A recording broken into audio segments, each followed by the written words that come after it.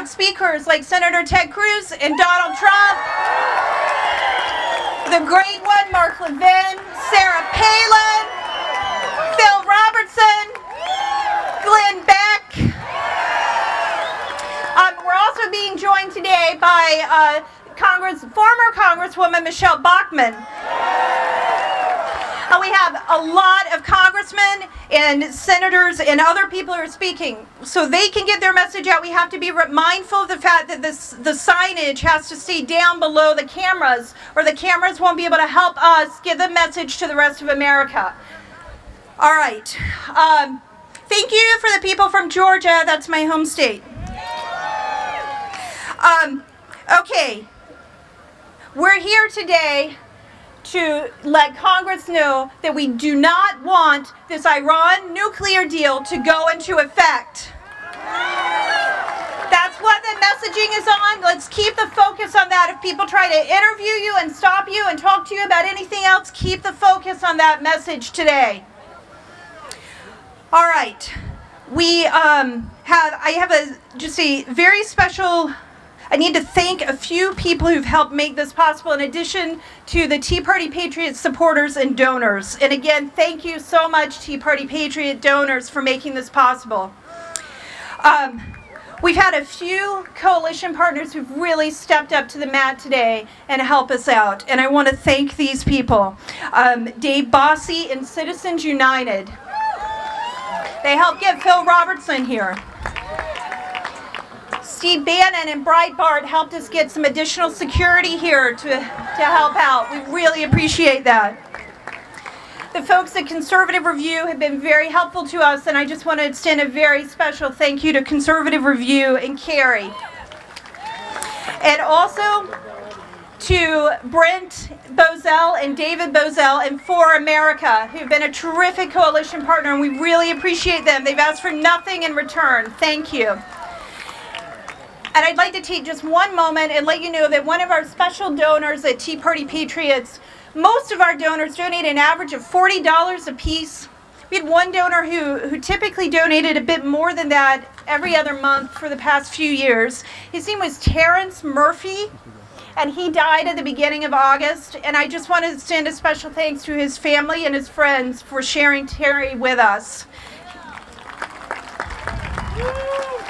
All right. And then one last small announcement. Matthew Boyle, who works for Breitbart News, it's his birthday today. So happy birthday, Matt! All right, we're going to get started now with our Pledge of Allegiance and and the National Anthem. The Pledge of Allegiance is going to be led by Rear Admiral Mimi Drew and Brigadier General Phil Drew. And then the National Anthem will be led by Lisa Mae Crowley. Please join us in our pledge. I pledge allegiance to the flag of the United States of America and to the republic for which it stands, one nation, under God, indivisible, with liberty and justice for all.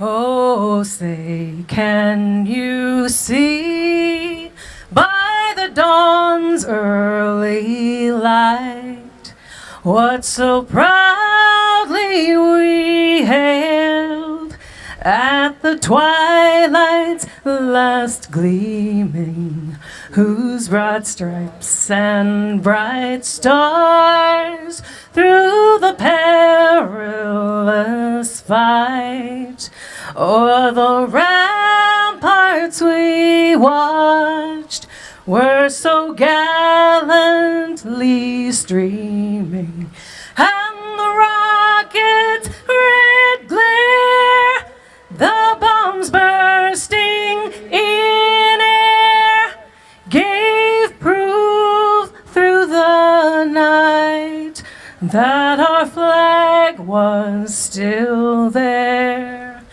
Oh, say, does that star-spangled banner yet wave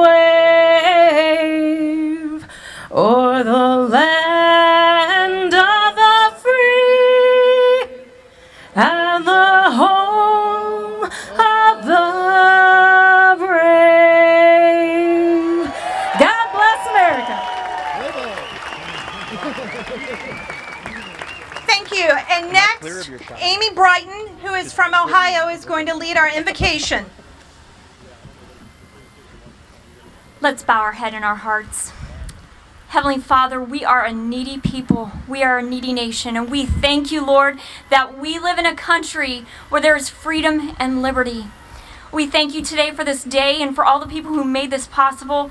Lord, bless our speakers. And Father, as our speakers talk about what is in their heart, may Congress hear us. May you open their eyes and their ears to the truth. Father, bless our time. Bless our speakers, and more importantly, Lord, bless our country. It's in your precious Son, Jesus Christ's name we pray. Amen.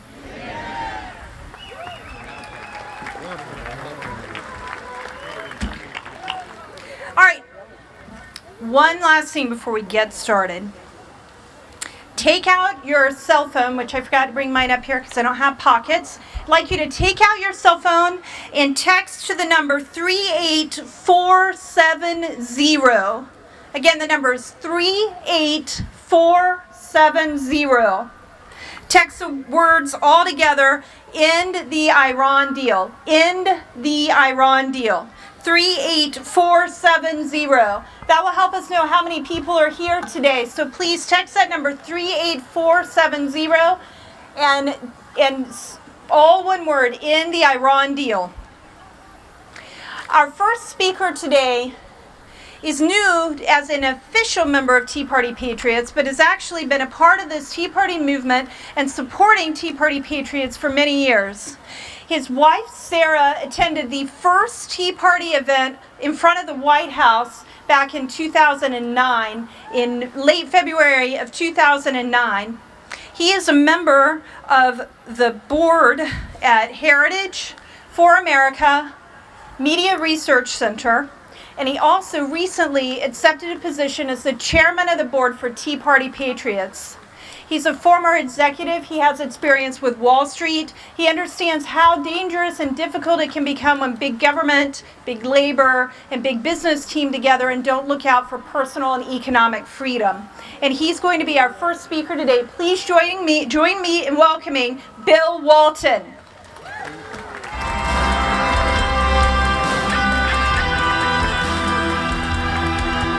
Oh, hello. It's great to be here.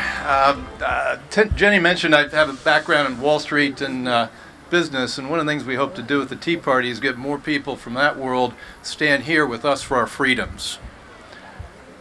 Today we're here to help Congress do the right thing. So Barack Obama wants a deal with Iran. We don't. And here's why. Iran's only the leading sponsor of terrorism in the world. They've got networks that all over the world, from South Asia to the Horn of Africa, from Iraq to Yemen. They have a significant network right here in the United States. And their terrorist operation reports directly to Supreme Commander Hamani, who we've been negotiating with. It's been a key supporter of Syria, where over 120,000 civilians have been killed. Constitution? Well, we're constitutionalists. Their constitution, however, is committed to the establishment of a universal holy government and the downfall of all others. Just in the last 24 hours, I think you've probably all seen it on Drudge, so the Supreme Commander told us that Israel will not exist in 25 years. Well, we're going to do something about that. So the deal that we're here for, the deal we need to stop, I mean, it's basically, it's a deal so good that Americans can't set foot in Iran to inspect the weapons. We've turned it over to the United Nations, and we know how vigilant they are. Most people believe, I believe, that this is going to kick off a nuclear arms race in the United States. It'll be pretty easy for the Saudis to buy a weapon from Pakistan, and then we're off to go. It ends sanctions. And what does that do? It releases up to $150 billion into the Iranian economy in the next 6 months.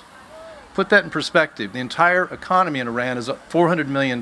So it's like 40% of the economy is going to be provided with stimulus in the next 6 months thanks to Barack Obama. You thought TARP was bad. In the United States, the equivalent would be like $7 trillion pumped into the economy. And already you can't find a hotel in Tehran with all the businesses lined up to do business there to get some of that $150 billion. And you can bet Russia's there too. But maybe the most egregious part of this deal, and one that hasn't been written about much, is that the key piece is it lets Iran back into the world banking system through a so-called SWIFT network. And what that does is it means that they can finance their terrorist operations worldwide without anybody knowing it. And it was a big reason they came back to the table. They got exactly what they want. 4 out of 5 Americans want their senators and congressmen to vote no on this deal. Even 2 out of 3 Democrats say don't vote no on this deal. So let's make Congress do the right thing. Vote against anything that moves this deal forward.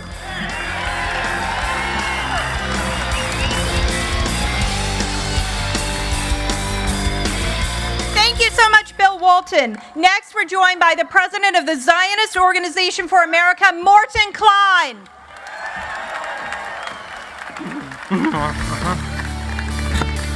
Hi, my name is Mort Klein, president of ZOA. I am a child of Holocaust survivors, born in the displaced persons camp in Germany and lost most of my family to the Holocaust. People frequently ask me, how could the world have let the Holocaust happen? But now we see a large minority of Congress and other countries supporting a deal that will give the Nazi Germany of today, Iran, hundreds of billions of dollars to increase Islamic terrorism, obtain more sophisticated conventional weapons and missiles and ICBMs and nuclear weapons in 10 years or less. This is even though the Hitler of today, Khamenei, has rallies every week screaming death to America and death to Israel. In his new book, he calls for the Islamic regime to take over the entire world and rule it. We ignored Hitler's Mein Kampf. We dare not ignore Khamenei's works and actions. In 2 days, we're commemorating the 14th anniversary of 9/11. People don't know. A U.S. federal court concluded, after a 7-year investigation, it was Iran's leaders who planned and funded the World Trade Center attack in the mid-'80s. Al-Qaeda came in 10 years later. And Iran was funding and arming this vicious and dangerous enemy. Why do 90% of Democrats support this catastrophic deal when only 21% of Americans support it? Senator Lindsey Graham said this week, what President Obama did was unleash his political machine, and members of Congress were told, in no uncertain terms, if they cross the president here, the Obama network will come after them forever. I've never seen pressure like this coming from a White House anytime, anywhere, said Graham. I've been told by members, they were told there won't be money for your districts if you vote against this. No national money for your campaigns. We'll run people against you in the primaries. You'll lose important positions on committees. And we will investigate your fundraising and other activities. This was mafia and Chicago politics at its worst.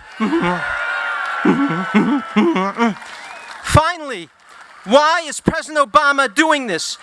Why is he aiding and abetting America's most dangerous enemy, the Islamic Republic of Iran?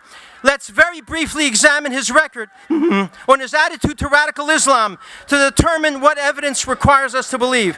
For 20 years, Obama attended Jeremiah Wright's anti-America, anti-Israel church and called him a great man and my mentor. He attended the racist Islamic Farrakhan's Million Man March, refused to attend the anti-Islamic terrorism march in Paris. He refuses to use the term Islamic terrorism. He has said Hamas and Hezbollah are have legitimate concerns. He has never criticized Iran, but criticized Israel regularly.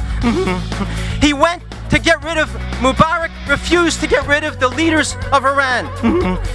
Therefore, the evidence requires us to painfully conclude President Barack Obama is sympathetic to radical Islam. I will end by saying this deal shows President Obama wants to make Iran great again, while Senators Cruz, Rubio, and Trump and others want to make America great again. A large minority of politicians have announced they're supporting this anti-American pro-Islamist deal. Politicians can change their minds. They do it all the time. People change their minds. Let's demand that politicians change their mind one more time. You all are great American patriots. You all love America, love freedom, love liberty. We will all fight to save America, save our allies, save the world from this Obama-Iranian tragedy. With all our hearts, with all our souls, with all our might. With your help and the help of Almighty God, we will ultimately prevail. Thank you so very, very much. Thank you, Morton Klein. Next, the man who knows all about economic freedom, Congressman Dave Bratt. Thank you, Jenny Beth. How many people want to make this country great again? Honored to be with you here today. I just got a few brief remarks that have to do with leadership and this Iran deal. The Bible says you will know them by their fruits. The chief executive of this country is making a deal with Iran, the world's leading state sponsor of terrorism, and will provide a legal pathway in about 12 to 14 years to a nuclear weapon. They will also give them ICBM weapons within 12 years, along with $150 billion to the world's leading state sponsor of terrorism, and $500 billion over the next decade. That's the world your kids are going to live in. Their goal is to strike terror into the hearts of your children. You will know them by their fruits. The United States, on the other hand, our goal is to give children, all of the world's children, a bright future. In agreeing to the Iran deal, are we producing greatness or weakness? Weakness. How is our economy doing lately? Strong or weak? How are we viewed by our adversaries? Strong or weak? How's our current foreign policy going? Strong or weak? How's our national security and the security of our border lately? Strong or weak? How's the leadership of the political class in Washington, D.C.? Strong or weak? The situation we are in right now is a product of weak leadership. Leadership in Washington is ignoring you, the American people. And hey, I'm Dave Bratt from Virginia, and I think I know what happens when leadership in Washington does not listen to their voters.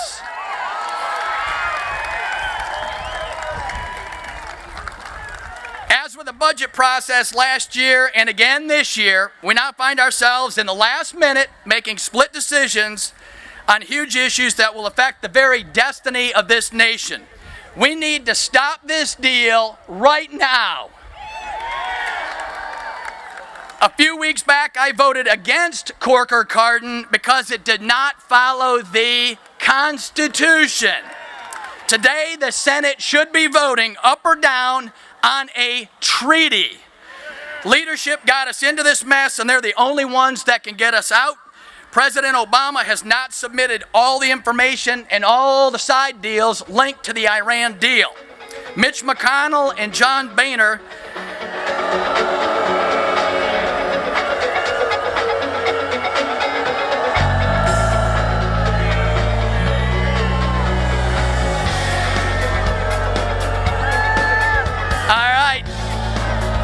they're going to cut me off. Let me finish up.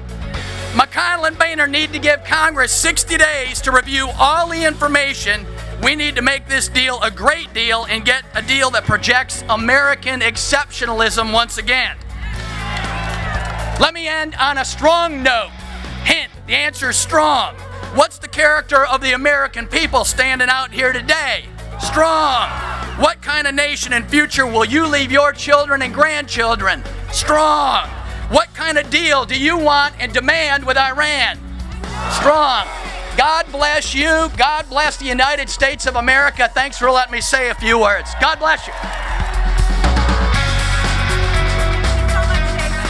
Thank you, Congressman Bratt. Next, we are joined by someone who has helped put this event together and has been active in the area of foreign policy far longer than I have, the president of Center for Security Policy, Frank Gaffney.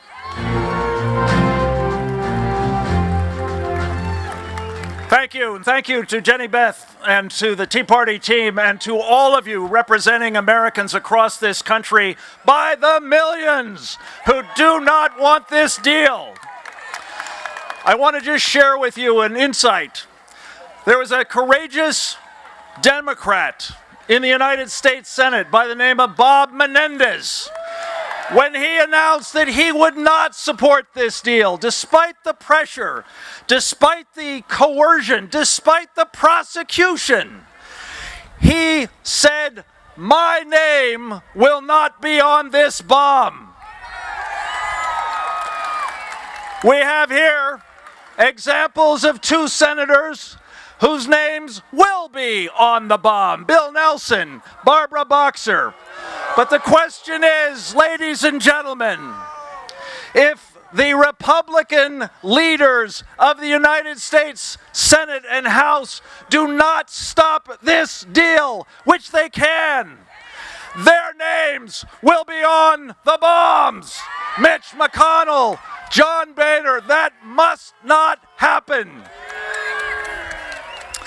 It's my distinct privilege to say, as I ask each of you to think about something, when we are all asked in the years ahead, what did we do to stop this disaster? We were here. We were here working against it, and across the country, millions of us are doing it. We must not rest, because this will not be over in the next few days. So we need your help. We need your strong support. And it is a distinct privilege to be able to introduce some of the team who are working with us in this fight. Some 240 retired generals and admirals have signed a letter saying to the United States Congress, do not do this deal. One of their leaders is retired Navy Admiral, 4-star Admiral Ace Lyons. He's accompanied by former Special Operator, retired Army 3-star General Jerry Boykin.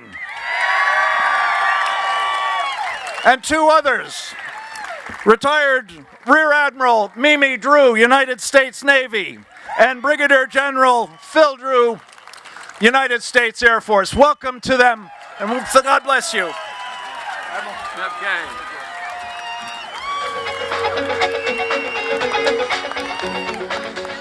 I have to tell you, your presence here this afternoon says it all. You're sending a clear message to President Obama to stop this Neville Chamberlain-like appeasement deal with Iran. Now, the genesis for this tragedy, you got to go back to the summer of 2008, when President Obama was candidate Obama. And according to Michael Ledeen, he opened a secret communication channel to the Iranian theocracy. And that message was, don't do a deal with the Bush administration. Wait till I'm president, you'll get a much better deal. You will see, you will like my policies. I am your friend. They're declaring he's a friend of the world's leading state sponsor of terrorism is mind-boggling. To me, this bordered on treason and certainly was a violation of the Logan Act. Now I have to tell you on how do we get to these negotiations. In fact, what we were doing is negotiating against ourselves. We conceded all our objectives. We also conceded our national honor. But that was not enough. We had to go on and assure Iran we would show them how to protect their facilities against a strike, sabotage, and cyber warfare. Unbelievable. But that was not enough. We then proceeded to lift sanctions that led Iran to acquire the most sophisticated conventional weapons, which will jeopardize our position in the Persian Gulf. But that was not enough. We went ahead and let them proceed with the development of their intercontinental ballistic missiles, as well as maintaining their missile site in Venezuela. But that was not enough. We went ahead and agreed to let Iran, who has lied and cheated, inspect their most sensitive military sites. Unbelievable. You can't make this up. This congressionally mandated non-nuclear sanctions must remain in place.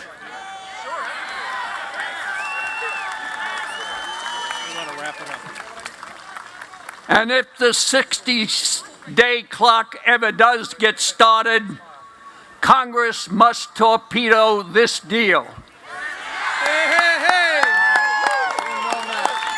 And one last thought. As Bernard Lewis said, once Iran gets the weapon, game over. Deterrence will not work.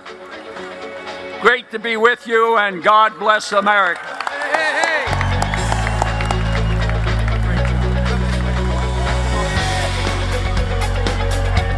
Thank you very much.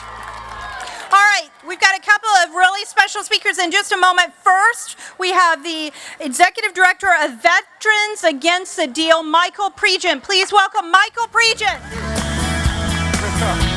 Hey, thanks for having me. I'm going to get rushed off stage because I got a senator behind me, and then I got Mr. Trump behind me. And we want to ask Mr. Trump to add our names to the list. Veterans Against the Deal, we need some money, Mr. Trump, to keep these ads going. When we speak to senators, they don't know who Qasem Soleimani is. Do you know who he is? He's the man that has been killing Americans. He's killed over 500 Americans, injured thousands. There's a lot of veterans out there that know who he is.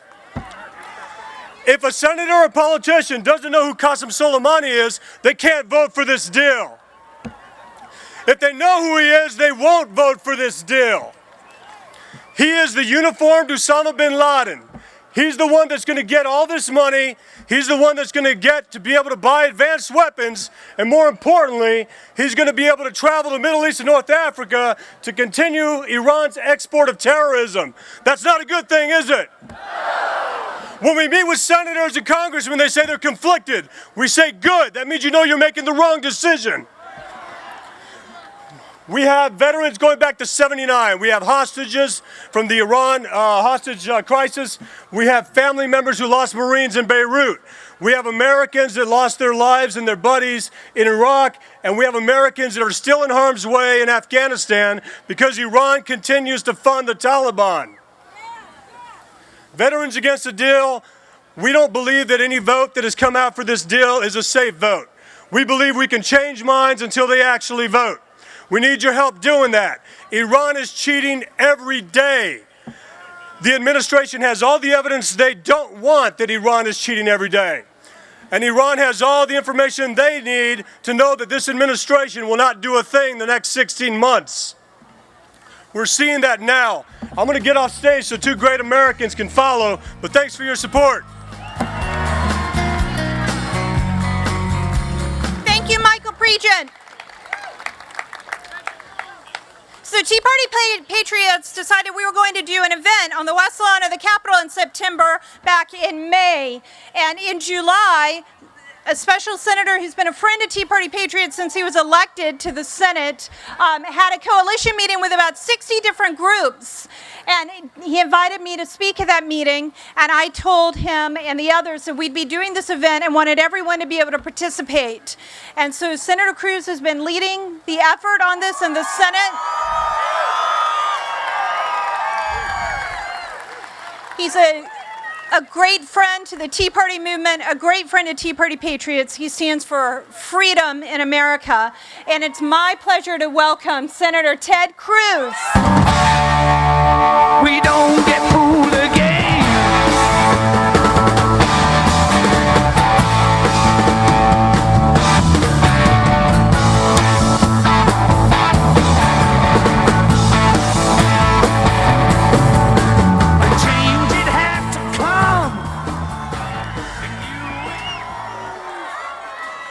God bless the United States of America. What an incredible gathering here today. I want to speak to three groups of people. I want to start by speaking to the American people. This Iranian nuclear deal is catastrophic. It is the single greatest national security threat facing America. If it goes through, there will be three consequences. Number one, the Obama administration will become, quite literally, the world's leading financier of radical Islamic terrorism. If it goes through, over $100 billion will flow directly to Iran, to the Ayatollah Khamenei. And billions of those dollars will go directly to Hamas, to Hezbollah, to the Houthis, to radical Islamic terrorists across the world. And those jihadists will use those billions to murder Americans, to murder Israelis, to murder Europeans. The second consequence of this catastrophic deal is that it abandons 4 American hostages in an Iranian hellhole, including Pastor Saeed Abedini, an American citizen, a Christian pastor, sentenced to 8 years in prison for the crime of preaching the gospel, including former Marine Amir Hekmati, including Washington Post reporter Jason Rezaian, including Bob Levinson. It is a disgrace for this administration to abandon Americans in Iranian hellholes. But the third consequence of this deal going through, if it does, is that it will facilitate and accelerate the nation of Iran acquiring nuclear weapons.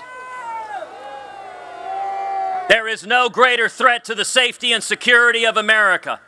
There is no greater threat to the safety and security of Israel than a nuclear Iran. I agree with Prime Minister Netanyahu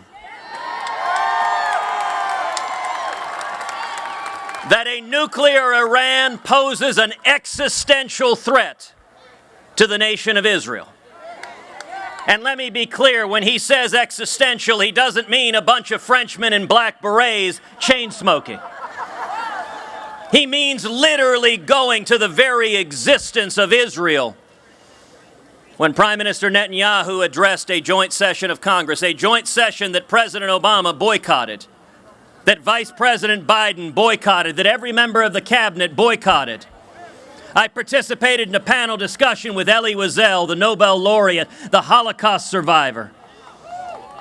And Elie Wiesel observed the one threat on the face of the earth capable of murdering 6 million Jews in an instant, in a flash of light, is a nuclear Iran. Elie Wiesel observed, never again means never again.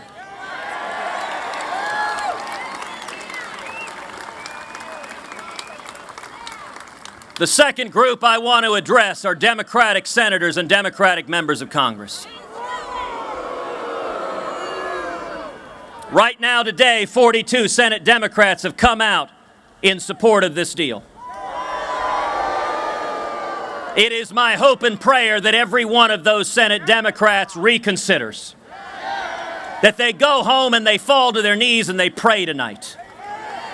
I agree with former Democratic Senator Joe Lieberman that this vote is quite likely the most important vote that any member of Congress, any member of the Senate will cast in their entire career.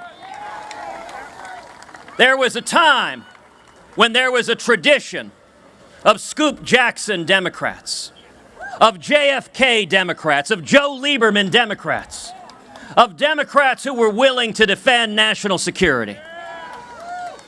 Sadly, that is becoming rarer and rarer in today's Congress.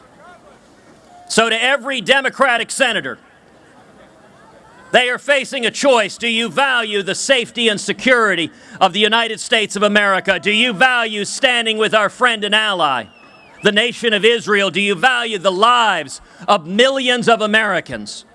Or do you value more party loyalty to the Obama White House?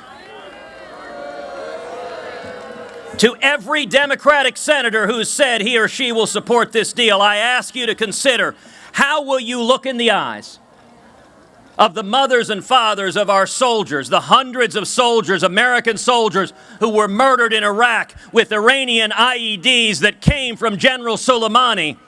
This deal lifts sanctions on General Soleimani. Tell me, if you're a Democratic senator, how you look a mom in the eyes and say, I voted to lift sanctions on the man who murdered your son when he was defending this nation.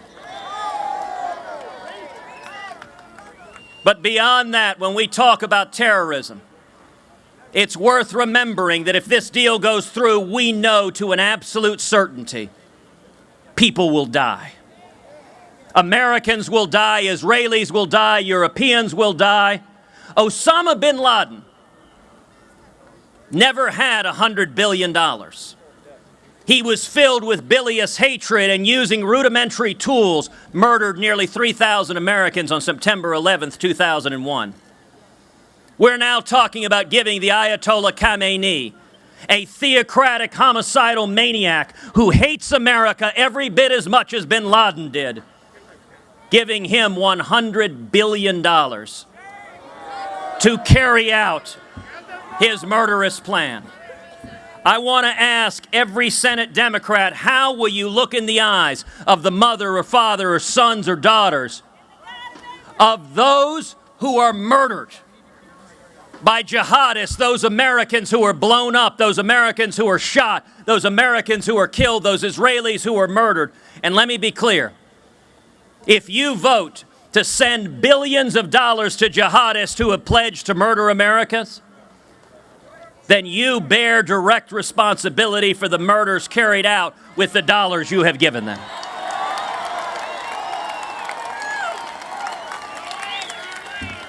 You cannot wash your hands of that blood.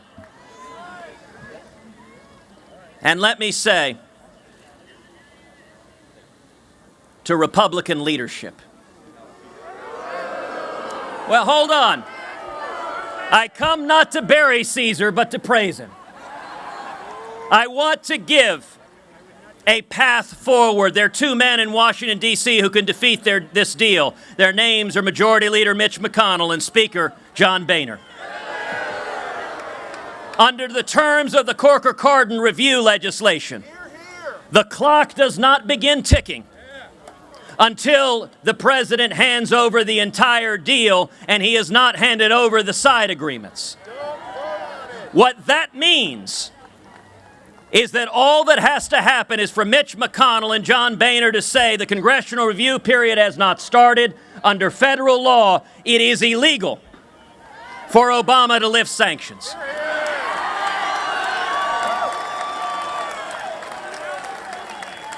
Now, this is a lawless president. So the odds are significant. Even if Congress did that, this president would ignore the law and try to lift sanctions. But I want in particular to speak to the CEO and the board of director and general counsel of every financial institution, every bank that is holding frozen Iranian money. If this president behaves illegally and decrees you can hand that money over to Iran, let me tell you now, that does not exempt you from the legal obligation to follow the law. And any bank that listens to this president and releases billions to an international terrorist like the Ayatollah Khamenei will face billions of dollars in civil liability and litigation. And there will come a president who is not named Barack Obama.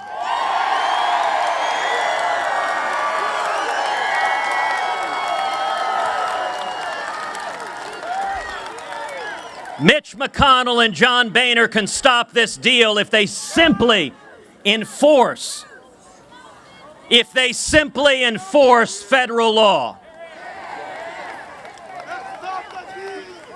If Iran gets a nuclear weapon, the single greatest risk is they would take that nuclear weapon, they would put it on a ship anywhere in the Atlantic, and they would fire it up straight into the air, into the atmosphere. They would set off what's called an EMP, an electromagnetic pulse.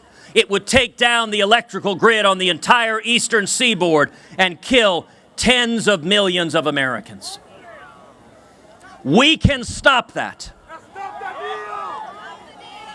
But if Senate Democrats decide that party loyalty matters more than national security, and if Republican leadership decides that a show vote is more important than stopping this deal, then the single most important issue in 2016 will be stopping Iran from acquiring a nuclear weapon.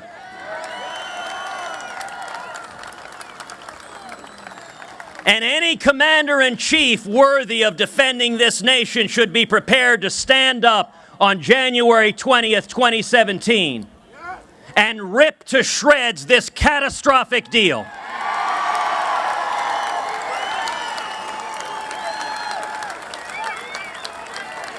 Any commander-in-chief worthy of defending this nation should be prepared in January 2017 to look in the eyes of the Ayatollah Khamenei and say, under no circumstances does Iran, led by a theocratic Ayatollah who chants death to America, under no circumstances will Iran be allowed to acquire nuclear weapons.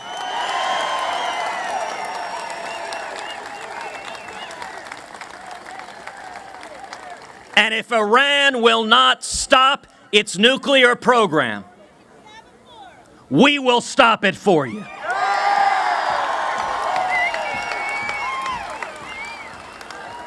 I want to thank everyone here for this rally. I want to thank Tea Party patriots. I want to thank the pro-Israel groups, the national security groups. I want to thank my friend Donald Trump for joining us today.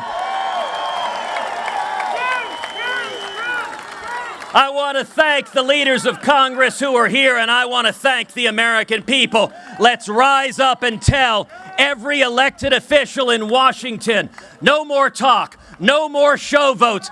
Get it done. Stop this deal. Thank you, and God bless you.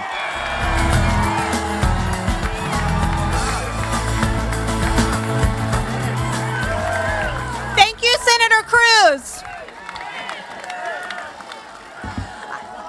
Before I introduce our next guest, I want to just thank all of the Tea Party patriots who are here today, who are watching on our live stream, who get our emails and who respond to our emails and help make this event possible. Thank you so much for all that you do to make these events like this possible. Thank you, Tea Party patriots. Our next guest really doesn't need much of an introduction. Businessman Donald Trump. It's the end of the world as we know it.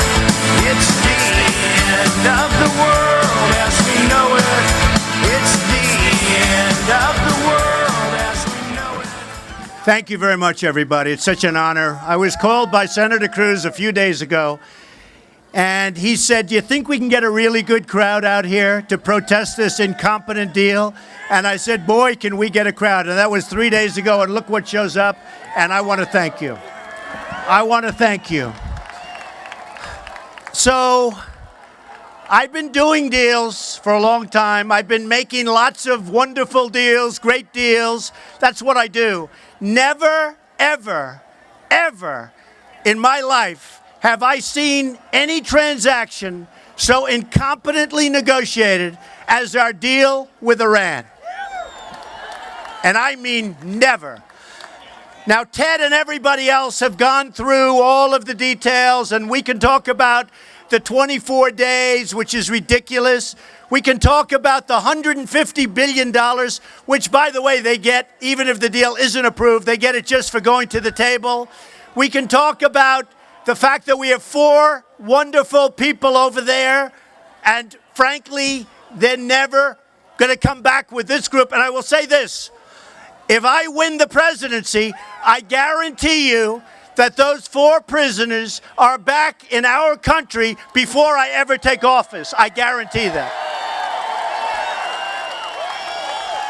They will be back before I ever take office, because they know that's what has to happen, okay? They know it, and if they don't know it, I'm telling them right now. So, I have a story that just came out an hour ago, and as President Obama calls him very routinely, he calls him the supreme leader. Our president is calling the person who is really the boss in Iran, supreme leader. And I look at people shaking their heads, they can't believe it. But it just came out a little while ago. He said, Israel will not exist in 25 years. Think of that. He just said this. He also said very strongly, very, very strongly, that this is the end of our dealings with the United States. We want nothing more to do with them. We're not going to do anything right here. We made this deal. It's a phenomenal deal. We're not going to deal with the United States anymore. And that's what he just said. And this was a very short period of time ago. So they rip us off. They take our money. They make us look like fools. And now they're back to being who they really are. They don't want Israel to survive. They will not let Israel survive with incompetent leadership like we have right now. Israel will not survive. And then when it's all done, or they think it's all done, they come out with these unbelievable, nasty statements that Israel won't be around in 25 years and that we have no dealings and we will have no further dealings with the United States. Now, the people that we were negotiating with and were working on the sanctions with, including, and as an example, Russia, who's selling tremendous missiles to Iran. You know that. Ballistic missiles being sold. All of these countries are going to do business with Iran. They're going to make lots of money and lots of other things with Iran. And we're going to do, and we're going to get nothing. Nothing. We are led by very, very stupid people. Very, very stupid people. We cannot let it continue. We are a country that owes $19 trillion. We lose everywhere. We lose militarily. We can't beat ISIS. Give me a break. We can't beat anybody. Our vets are being treated horribly. It will change. We will have so much winning if I get elected that you may get bored with winning. Believe me, I agree. You'll never get bored with winning. We never get bored. We are going to turn this country around. We are going to start winning big league on trade, militarily. We're going to build up our military. We're going to have such a strong military that nobody is going to mess with us. We're not going to have to use it.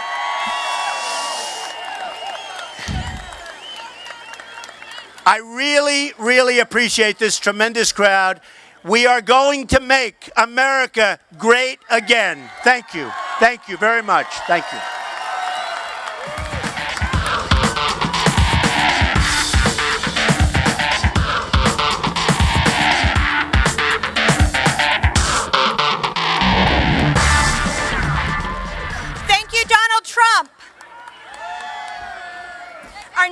guests, while the press does their thing, I'm going to have you do one other thing as the press is doing that. Our next guest, you know from his radio program.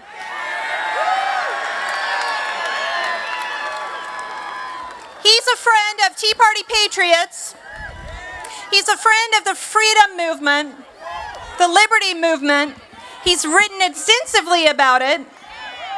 And what you may not know is he has a new role, and he's the editor-in-chief of Conservative Review.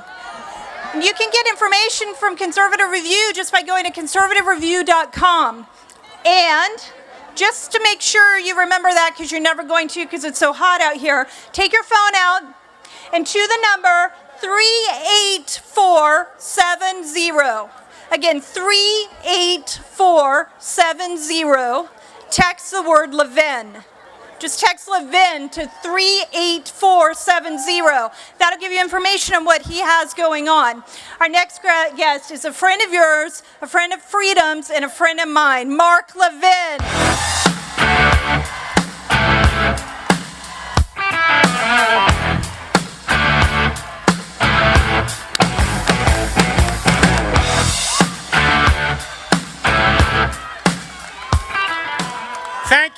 Thank you for coming, except for those malcontents over there. We're here to tell the world that we, the American people, reject the cowardice and surrender by our government to the genocidal terror regime in Iran.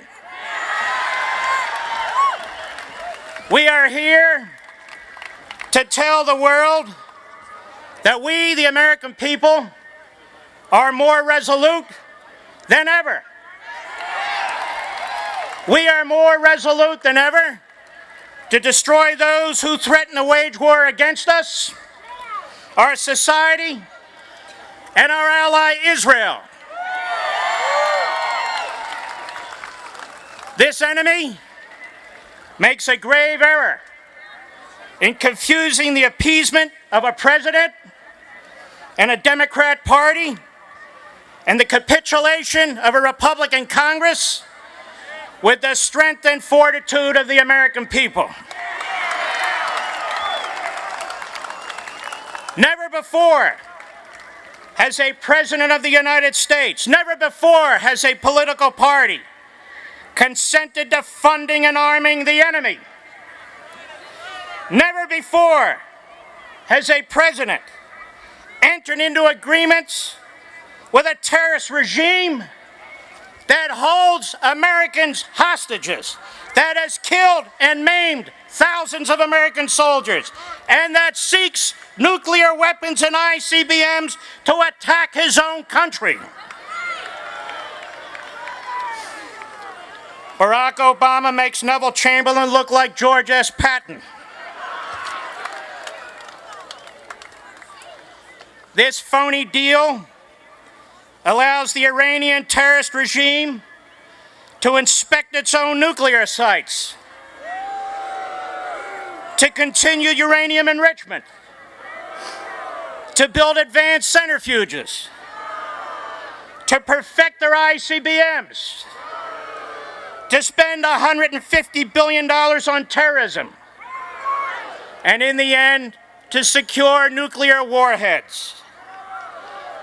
And as one Democrat after another, one conga line of Democrat after another, supports this surrender, it's clear that the Democrats no longer represent the party of Harry Truman and John F. Kennedy. It's now the Democrat Party of Bill Ayers, Saul Alinsky, and Barack Obama. And the Democrat Party will have blood on its hands as a result of this deal for the rest of time. And let me be clear, this deal sows the seeds of war. The enemy is emboldened, and the enemy will be well armed and seek regional and world domination. How do we know? They told us so. Well, what are the Republicans? The Republicans control that building behind us right now. You see that scaffolding up there? They should take some of that and use it on their damn spines.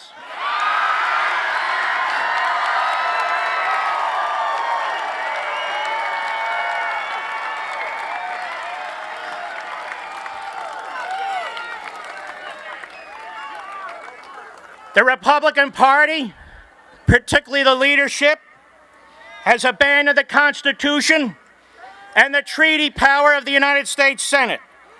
It is recklessly and deliberately avoiding any serious confrontation with a disastrous imperial president.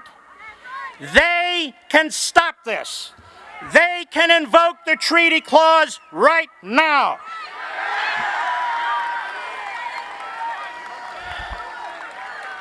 They can suspend the filibuster rule and vote against lifting sanctions right now. They can stand between Obama and the Iranian terrorist regime and protect our nation and our allies. But they won't. Gone is the party of Dwight David Eisenhower. Gone is the party of Ronald Reagan. Instead, we get the party of McConnell and Corker and Boehner.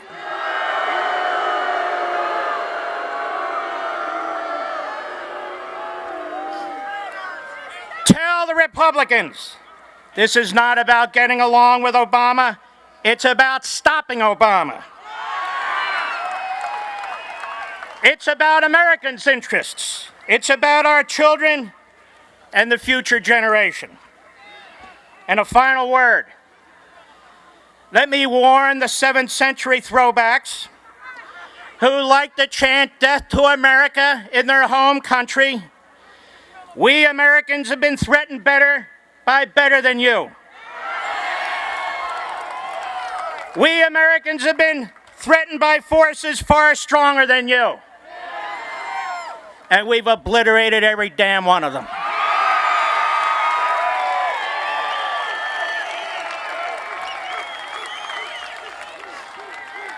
The American people do not stir quickly. USA.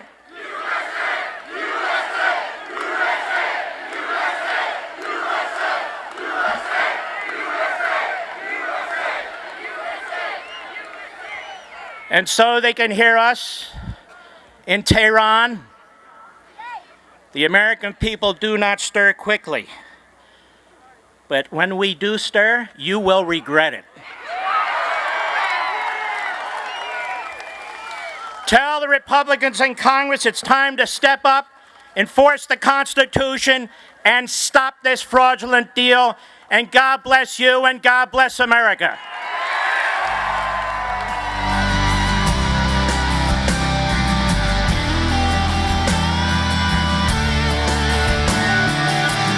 Thank you so much, Mark Levin.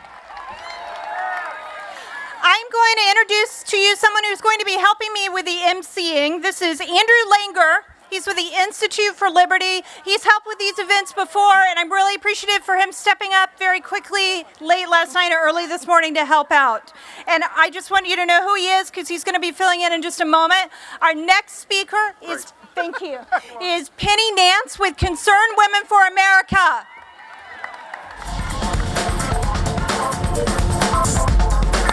Ladies, let me hear you. Are you here?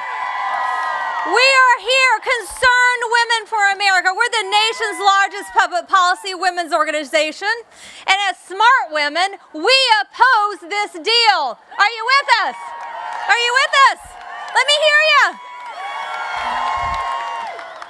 Our state directors, our ladies, have come to Washington. Most of them are volunteers. They left their businesses, they left their children at home, and they're here on the Capitol, in the Capitol, talking to their members of Congress, talking to their senators, and urging them to oppose this deal. We are with you. We are fighting this. This is about safety. We are women of faith. We are women who love our families. We are women who love our country. And we can't pass up this pivotal moment in history to make our voices heard. This is an Esther moment. You have got to make your voices heard. Listen, I just got back from Israel, and I was reminded what happens when women of faith do not speak up. I was honored to tour Yad Vashem, their Holocaust museum. What would have happened if in 1933 women of faith had stepped up and said no? What would have happened in 1934 when the St. Louis begged to come into our shores if we had stepped up and said, let them in? What would have happened? We don't know what we would have done if we had been born, but we are here now. We are speaking up for tiny Israel who is threatened by this deal. Do you like Israel? Do you love Israel? Let me hear you say it. Israel! Israel! Israel! Mr. President, you may have forgotten your promises, but we have not. And we will stand with Israel. Join us. This is a bad deal. Tell him it's a bad deal. Bad deal. Bad deal. Vote no. Thank you.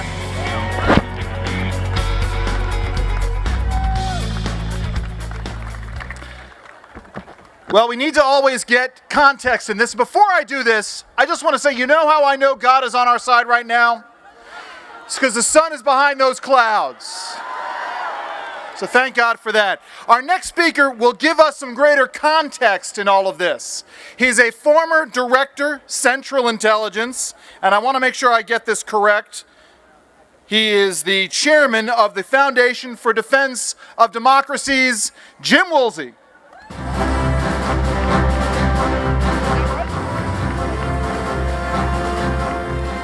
Thank you. It's an honor to be with you today. This agreement that is being discussed is not an ordinary agreement. It is not an agreement where the two parties actually negotiate and there's quid pro quos and deals here and there. No. We are the subject of an attempt to get us to submit. Iran is totally about the business of requiring submission. And they do it with dominance, they do it with money, they do it with terrorism, and they are in the process of moving to be able to do it with nuclear weapons. We have to stop this. As Iran moves into having nuclear weapons, and it will, I believe, within a very short period of time, it will be able to intimidate its neighbors. We will have an arms race in the Middle East in which we have 4, 5, 6, 7 countries next time around who all have nuclear weapons, and the possibility of terrible destruction is imminent there in those circumstances. We have a situation in which Khamenei controls nearly $150 billion provided to him by the actions of our government. And you know, 150 billion here, 150 billion there, before you know it, it adds up to real money. What is going to happen in these circumstances? We will find that the world is extremely dangerous from day to day, not occasionally, not sporadically, but day to day. How can we do something about this? The Corker legislation that passed last May had one terrible feature and one lucky feature. The terrible feature is that it gave to President Obama the ability to implement this agreement by getting merely 1/3 plus 1 of the Senate in support, instead of the 2/3 that should have been required under the Constitution. But since that happened, there is also something else in the Corker legislation that is a gift, and if we use it, we can stop this negotiation. The Corker law creates a situation where you need only to be able to have 100 people in support, and the music starts, and I'm afraid we'll have to conclude at some other point. It's all right.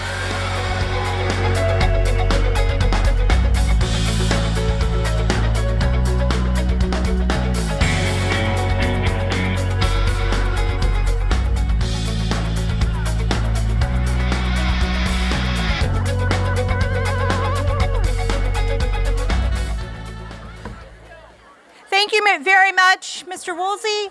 All right, next is a former governor of Virginia, Jim Gilmore.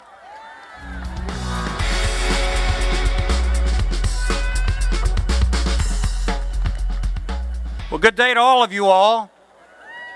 I am Jim Gilmore, the former governor of the state of Virginia. Now, I'm supposed to stand up here now and say hooray, hooray, and then get back off the stand. So I'm going to tell you more than that. The deal is bad. It stakes everything on trust that Iran's going to change its direction. Many statements have been made by the Iranians' radical leaders, even as soon as yesterday, that the deal changes nothing in their eyes. It says that America is still the hated enemy. Death to America remains their slogan even to this very day. The deal doesn't change Iran's plans for advancing their cause in the Middle East. It frees them to create a nuclear weapon after a pause. It telegraphs danger to Iranians' neighbors. It gives Iran money. It probably gives them missiles. It enables them to threaten Israel. The deal does not create peace. It only postpones war. Now, President Obama says we have no choice. Well, if we have no choice, it's because he's negotiated us into a no-choice position. America is never in a no-choice position.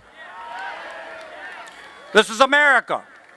We remain the most powerful and influential nation on earth. We can still use our power and influence to find a better way.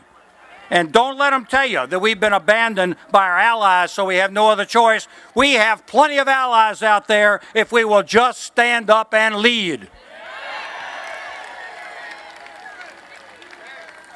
This vote in Congress matters. Your presence here today, my presence, all of us today, it matters.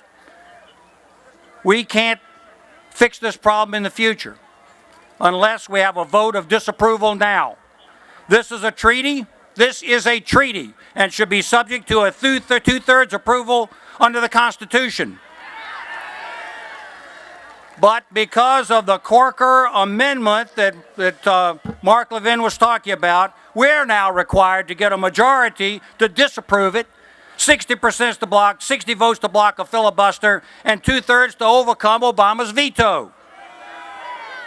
Where was the congressional leadership to use all of its congressional power and leverage to make the president obey the Constitution? All four of the senators at the national stage today voted for the Corker Amendment. All four. We should demand more backbone than this. Show a little leadership up there on Capitol Hill. Show a little backbone. Stand up to this deal.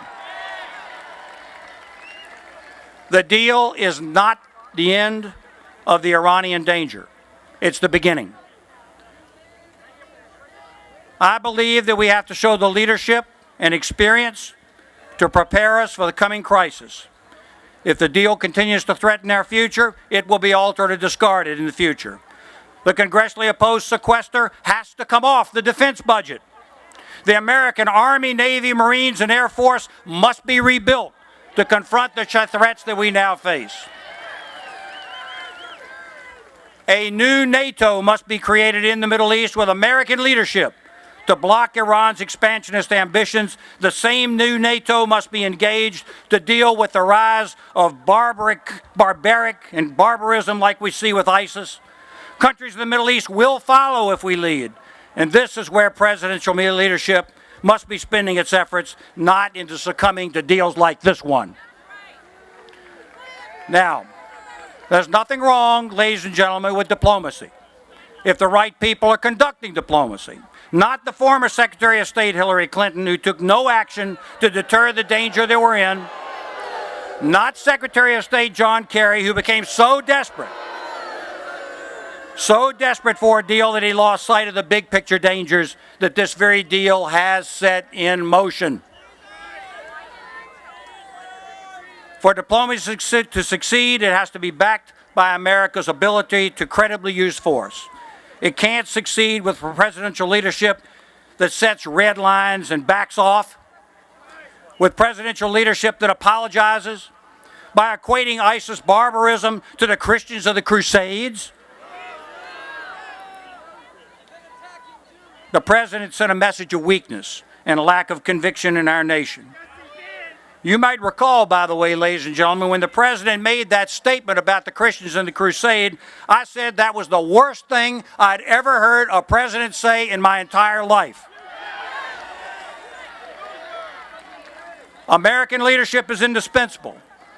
Without American strength and decisiveness, the Iranian, Russian, and Chinese threats and the threats of terrorism abroad and at home will grow until America's very life is threatened. I'm committed to American safety and to American leadership, and this rally shows that it is not too late. Thank you very much for the chance to be here with you.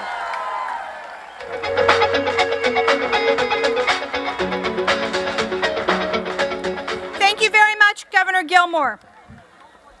All right, before I introduce our next speaker, I just want to make extend a special thank you to some special coalition partners who made this event possible today, in addition to the donors and supporters and local coordinators of Tea Party Patriots. So I want to thank Conservative Review, Breitbart, For America, and finally, the executive director or the president of our next speaker is the president of this organization, and that organization is Citizens United. Welcome, please welcome, joining me in welcoming Dave Bossie.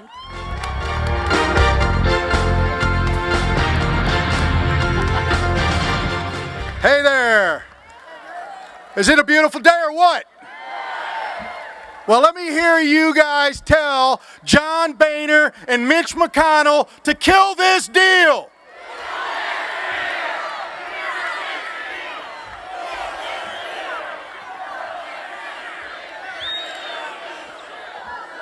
Now, listen, first I just want to thank Jenny Beth Martin and the Tea Party Patriots. Without them, this rally and our voices would not be heard today, so thank you, Jenny Beth.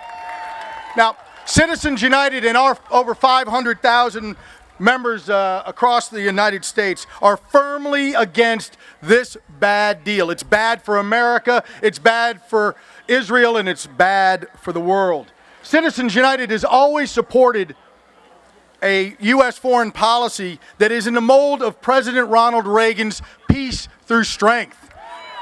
And Obama's nuclear deal with Iran is exactly the opposite.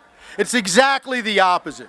The truth is that Iran made America look weak during these negotiations. Obama and Kerry literally gave away the store to a rogue regime. The Ayatollahs took advantage of our naive leaders in the executive branch, and it is all of us that will pay the price for years to come. Ladies and gentlemen, this deal will ensure a nuclear Iran, and that will be Barack Obama's foreign policy legacy. But Obama isn't the only one who will own this deal, not by a long shot. My message is to every elected official in this building behind me. We know a bad deal when we see one, and so should they. Obama leaves office gratefully in 17 more months. And that's right. Cannot come soon enough. So he's never going to face the voters again. However, everyone in this building will. So let's make sure that every member of Congress understands that this is a bad deal, and that every member of Congress understands that their vote will have consequences. And it's going to have consequences to America, because there's no greater threat to America and Israeli security than a nuclear Iran. So with your help, we can make Congress reject this incredibly bad deal.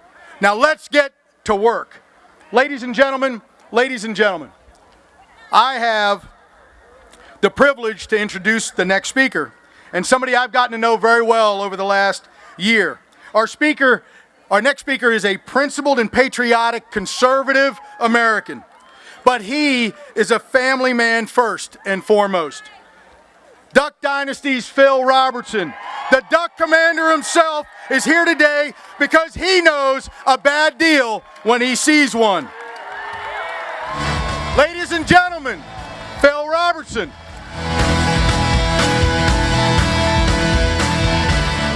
Well, always remember, they call me in as a last resort.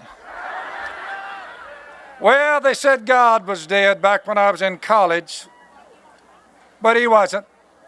They lied. Then they said the Tea Party was dead. Not true. And then they said, well, Cruz, he's anti-establishment. Trump, he's anti-establishment. Levin, he's anti-establishment. Sarah Palin, she's anti-establishment. Hey, here's a news flash before I get down on the riverbank and go back to where I came from. I was anti when anti wasn't even cool. I don't do deals with individuals, whoever they are, when they're hollering at the top of their lungs when I walk out of the place where we're doing the deal, and they're saying, death to you, we're going to kill you. That's the last bunch you want to have nuclear weapons. Israel, the most faithful ally we have. You know why I love Israel? They wrote the Bible, that's why I love them. When God chose to become flesh 2015 years ago, your calendar dates that event, God becoming flesh. You know what kind of flesh he became? Jewish flesh. Theirs are the patriarchs, Abraham, Isaac, Jacob. They wrote the Bible, for crying out loud. Therefore, you never, ever want to put them in unnecessary danger with this deal will do. I'll leave you with this.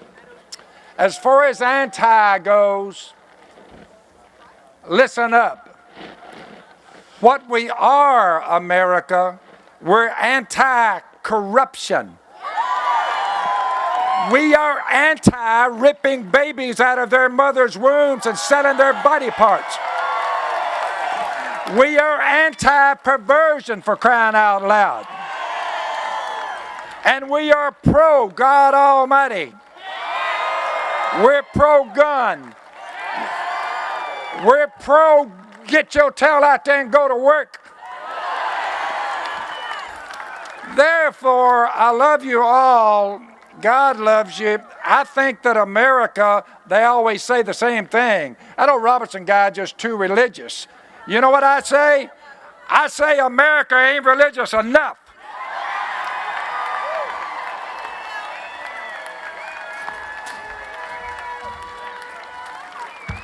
Ready? Thank you so much, Phil Robertson.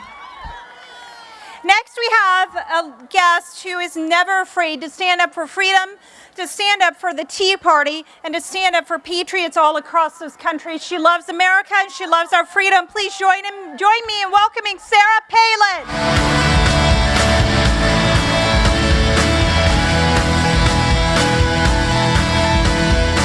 Thank you so much. Thank you.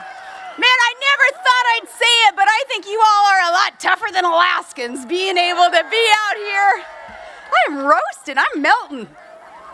I've always said, though, sweat is my sanity. So as I sweat, let's bring some sanity to this discussion about this insane treaty that's in front of Congress. Thank you for being here and raising a voice of sanity, for gathering to uphold the promise that was made, that promise never again.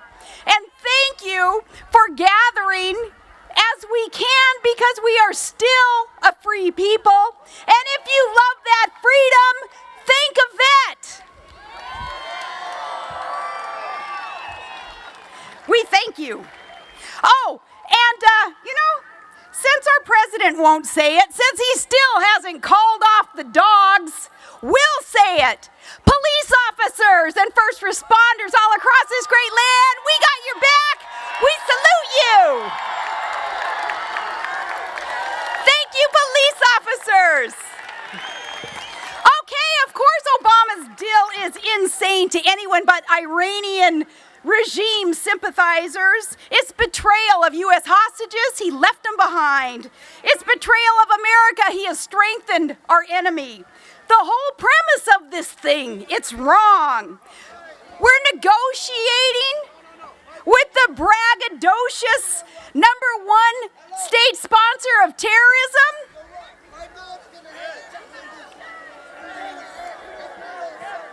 Good.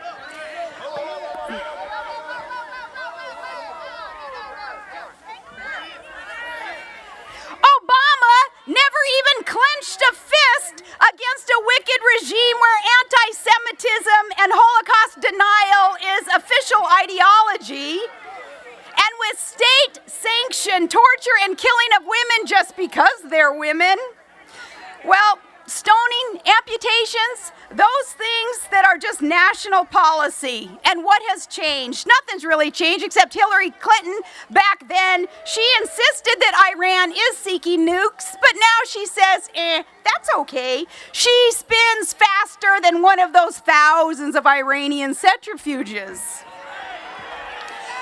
The blood of U.S. soldiers is on the Ayatollah's hands, and we dare shake that hand in negotiations. Our sons and daughters sacrificed in Iraq, still in Iraq, and they're there to disempower the extremists in their neighboring crazy land, Iran. Yet the white flag was waved at the table in these negotiations because Obama had a squishy objective to start with instead of our solid rock objective to put America first.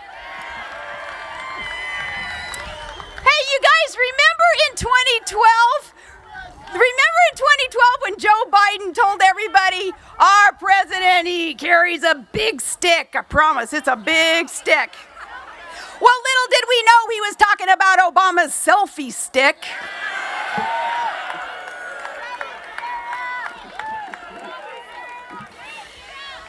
So it's up to us to tell the enemy, we win, you lose, just like Ronald Reagan would have told them. Because you got to think about, again, the premise of this. Why did we ever get to that point of supping with Sharia? It's because Iran was dirty dealing. They were bad actors already, accused of hiding their secret nuclear weapons work in their secret facility. Well, we just codified, we left on the table now their ability to hide their secret nuke work in their very same secret facility. They're allowed the #1 thing that wasn't negotiable, and that's unannounced inspections. But now, remember, the enemy comes to kill, steal, and destroy. But now they're going to inspect themselves. Oh, what could go wrong with that? Yeah, don't call us, we'll call you, they say. And that's really good because Obama is standing by with his mighty phone and his mighty pen in case they stretch the truth a little and they start dropping bombs. No, only in an Orwellian Obama world full of sprinkly fairy dust blown from atop his unicorn as he's peeking through a really pretty pink kaleidoscope, would he ever see victory or safety for America or Israel in this treaty? This treaty will not bring peace. You don't reward terrorism. You kill it.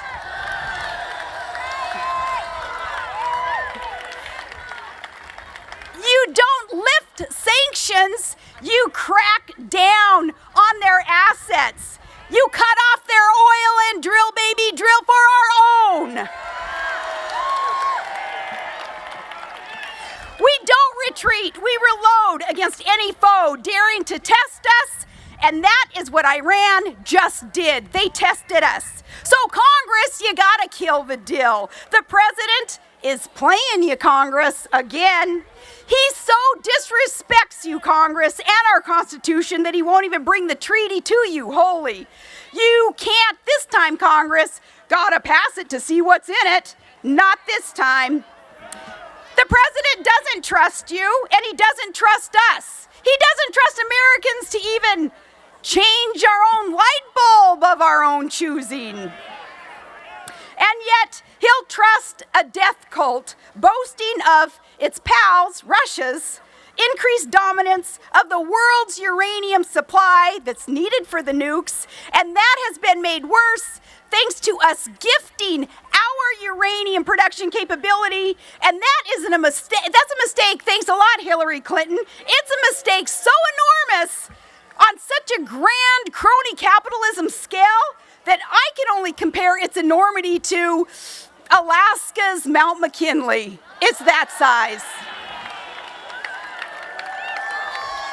So up there in Alaska, across the way, Russia, you know there's a name for this taking advantage of America? There's a Russian name for that, and it's called Fortochka, and that means Obama's window of opportunity. So as Obama leads from behind the skirt of his right-hand man, Valerie Jarrett, then it's up to Congress to close that window. He may propose, you dispose, Congress. You gotta be in it to win it because we want peace. With unapologetic, mighty red, white, and blue, we'll have peace. Because war is hell. Yet, as in all other things, this administration loves conflict so much that they'll take pressure off the bad guys, they'll reward bad behavior. Yeah, that's an Obama world with borders wide open, IRS harassing, servers a-wiping, where his bad actors are rewarded while a Christian clerk goes to jail. So the call to action, friends, is take action. Do not play small. It does us no good to play small. That's not why you were created. And we have not enough time to play small. You be empowered and render a biased lapdog media powerless. Hey, media, they're on to ya. Your role is played out and you're relegated to the ash heap of history. So look around, friends, you're not alone. There are more of us than there are of them. Take action.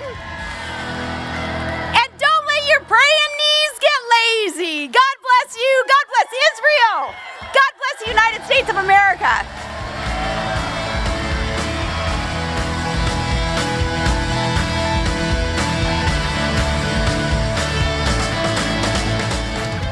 Thank you, Governor Palin. Next is a congressman from North Carolina who has proven that he has a backbone and is willing to stand up to leadership time after time after time. So join me in welcoming Congressman Mark Meadows.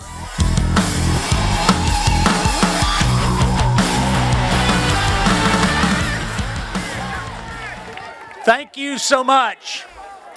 Thank you for being out here in the heat for probably the most important vote that Congress will ever take in this generation. The most important. Now, it boils down to just two things: attitude and ability. And when you look at it, we can't change their attitude. But I need to share with you the attitude of the Iranian regime within the last 12 hours. Within the last 12 hours, this came out from the supreme ruler. He said, the Iranian nation did expel the great Satan. We barred their direct access, and now we must not allow their indirect access. Shame on us if we allow that to happen. But even more troubling than that, within the last 12 hours, the supreme ruler has said that you will not see in the next 25 years, God willing, that there will be anything of a Zionist regime, meaning that he plans over the next 25 years to eradicate not only Israel, but Jews everywhere. We cannot stand by and allow that kind of attitude to continue. But I also want to go even further, because it's not just about the attitude, it's about the ability, and Congress has something to say about the ability. We're going to take a vote in just a few hours from now, perhaps just a few days, where we're going to allow this regime to have intercontinental ballistic missiles. So today they can't strike here, but with our vote, if we approve this, in just a few short years, they will be able to place a missile right where we stand. We can't have that, and we must say no to that particular thing. We also need to make sure that we make no mistake. When everyone hollers for peace, when they're demanding peace, and yet what we're seeing here is that this very deal will allow more money to go to Hezbollah and Hamas and take lives of citizens across the world, not just in Israel, but here on our soil as well.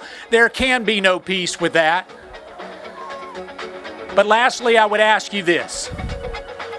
We have a nation that is still reigned by our God. Our God still reigns over the affairs of nations. We must not forget that. We will continue to stand up. We will continue to say no. I ask you, when we can't change their attitude, let's change their ability and say no to this deal. God bless you. Thank you for coming out. Thank you for fighting the good fight.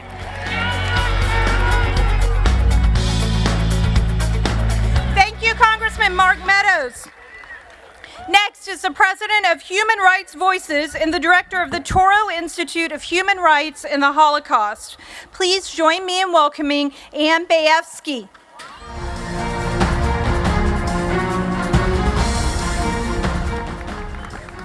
I'll get right to the point. We came to register our disapproval of the Iran deal here at the home of the American government, while our president looked first and foremost for approval from the United Nations. We believe the national security interests of the United States should be decided by the democratically elected representatives of the United States, not by anti-democrats like Russia and China at the Security Council. Apparently, we need to remind this president and his two secretaries of state and some members of Congress why Americans know better what liberty means and what freedom demands than the United Nations. So here's a quick recap of what's going on at the UN. While Americans want to get in the way of the leading state sponsor of terrorism, at the United Nations they cannot even define terrorism. At the UN, Iran and every Islamic UN member claim killing Israelis and Americans who get in the way of their idea of liberation is not terrorism. Americans believe stopping a country that is openly dedicated to a second Holocaust and that denies the first one ever happened is a goal worth fighting. Fighting for. At the United Nations, demonizing and delegitimizing the Jewish state is the goal they're fighting for. The only country that the UN's top women's rights body annually condemns for violating women's rights is Israel, while Iran is a member of the body and Sudan its vice chair. So we are here to ask, how dare our president put us second to this United Nations?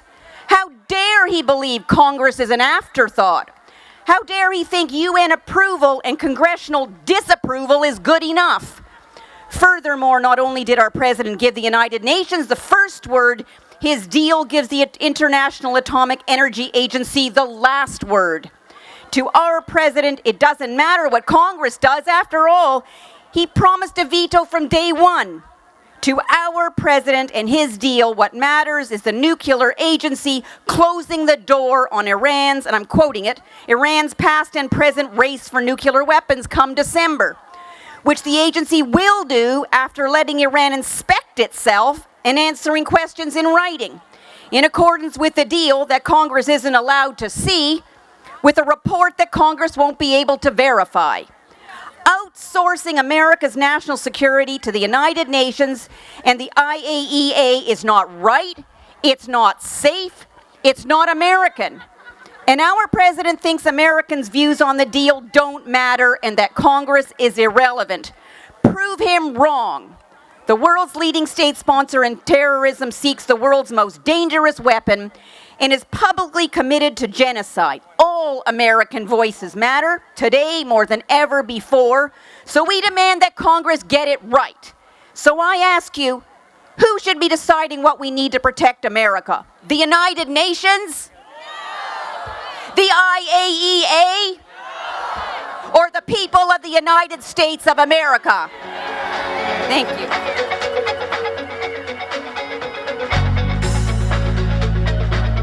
Thank you, Ann. Next, we have the Breitbart editor-at-large, Joel Pollack.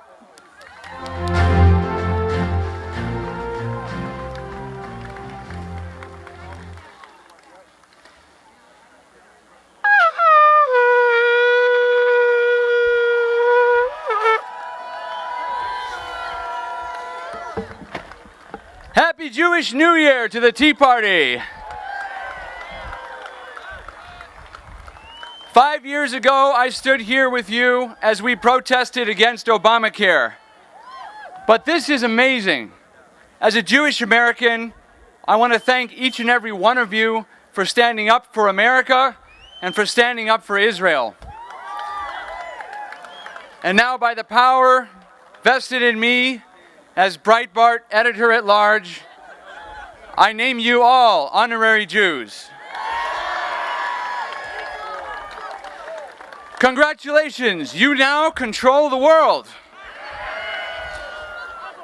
But seriously, we are here not just to stop the Iran deal, but to bear witness that no matter what the vote tomorrow or in the days after, we, the people, say no. We as a nation should not make life or death decisions on the basis of one fraction of one party's vote. There are Democrats on the right side of this deal. My own congressman, I learned on the way here, Ted Lieu, is voting against this deal. Air Force veteran Ted Lieu, Democrat of California. In my old home state of Illinois, Congressman Dan Lipinski from a district with almost no Jews and a lot of Muslims is voting no on the Iran deal because he's doing the right thing. And Joe Manchin and Bob Menendez and Charles Schumer, we need them to tell their colleagues that if this is a good deal, submit it as a treaty. There have been 13 treaties passed under President Barack Obama, 2 submitted this year. It is not impossible, Senator. It is not impossible, Secretary of State John Kerry and Hillary Clinton. You know, she said this morning that she would go to war to prevent Iran from going nuclear. Well, we remember what she did or did not do in Benghazi. And President Barack Obama, you said that we, those of us here, are making common cause with the Iranian regime, that we are making common cause with people who shout, "Death to America." We have not forgotten that you sat in Jeremiah Wright's church for 20 years, and he had a lot to say about America.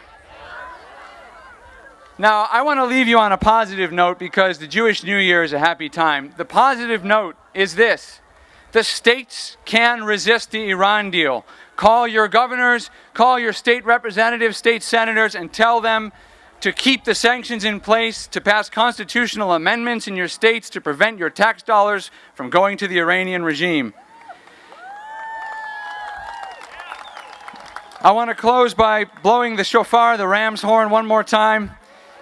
The call of the shofar reminds us as we hear it to return to our values.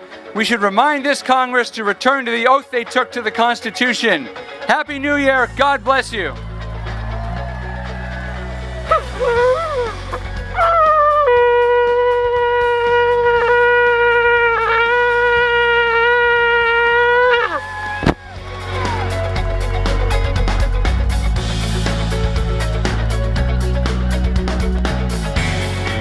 Thank you, Joel. All right, thank you to Breitbart.com, who has helped us put this event together, to Conservative Review, to Citizens United, and to For America. And thank you also to all of the supporters and donors and local coordinators of Tea Party Patriots. You made this possible. Thank you.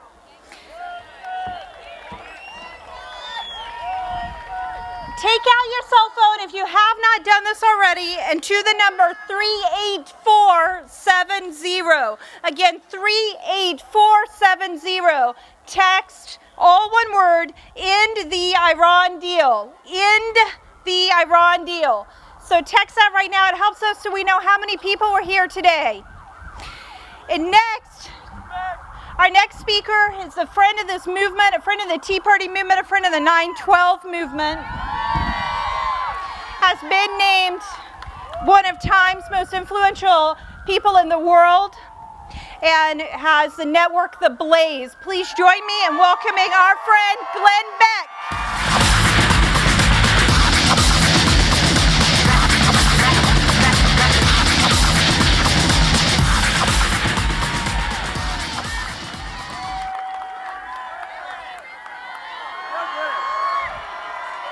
Hello, America. I've solved the issue of global warming. It's not our SUVs, it's that big flaming thing in the sky. I come to you today with a different message. I've stood here and I've listened, but there's a different message that I wish to deliver to you today. We live in confusing times. We live in a world that is suffering under the delusion of peace and prosperity. We are being told that the world is safer.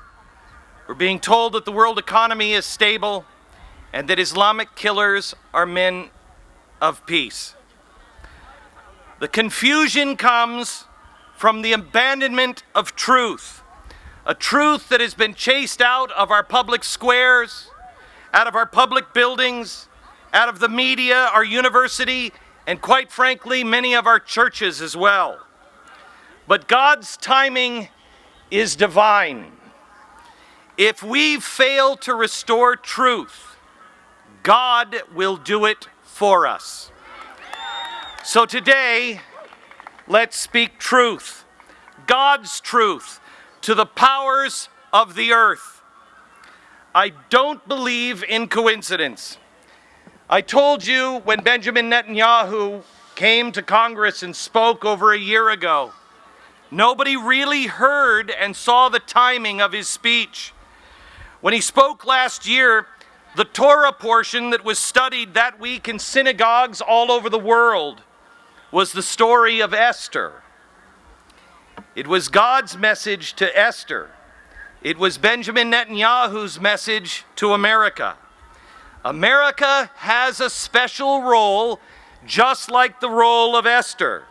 And we can recognize it and save lives, or we can deny it and lose our role and lose our lives.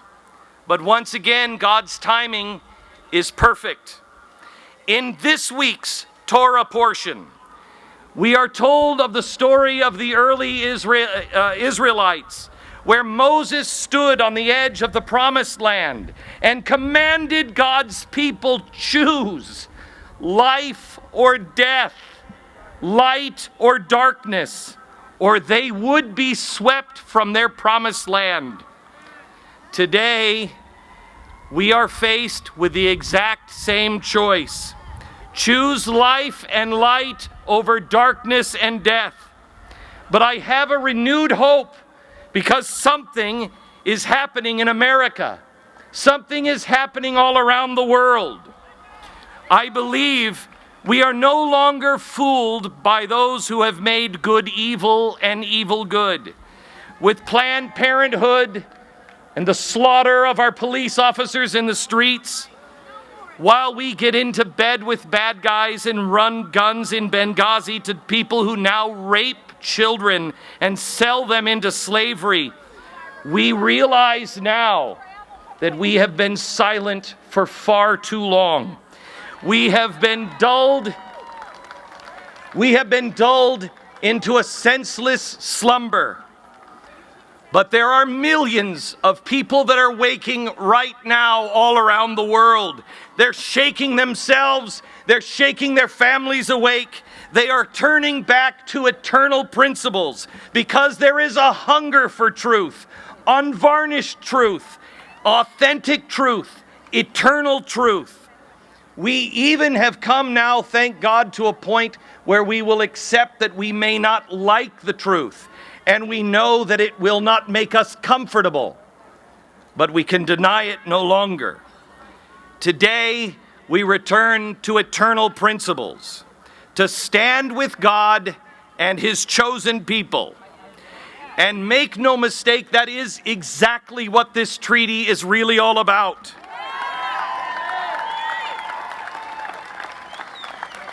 This time, darkness and evil comes differently. This time, evil has started to quench its thirst for blood with the extermination of the Christians. Just a few years ago in Syria, there were over 2 million Christians in Syria. There are now only 400,000 left. A genocide is already underway.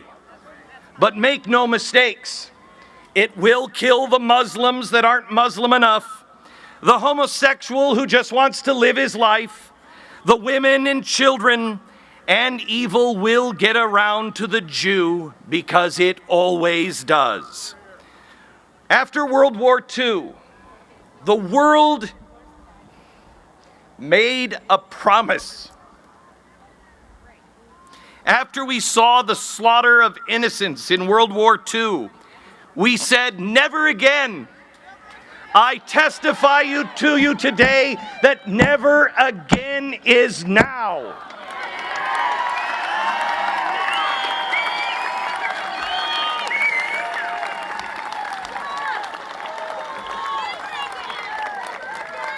Two weeks ago, 30,000 people came to the same streets that gave birth to a movement that ended segregation. Many of you were there. We marched on the same streets that Martin Luther King marched. The city of Birmingham said it was the largest civil rights march in Birmingham since 1963. It was a unity march. It was people that had different backgrounds and different religions all coming together to take a stand. To stand for the victims that were being slaughtered by terrorists that are supported by Iran. To rescue those Christians who have been marked with the mark of the Nazarene for death.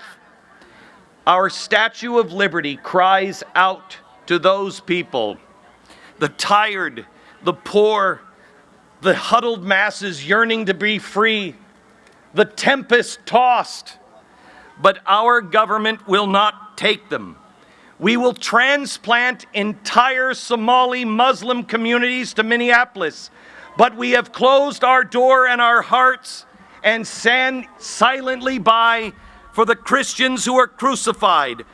Or even worse, we empower or fund Iran's goal of vaporizing Israel.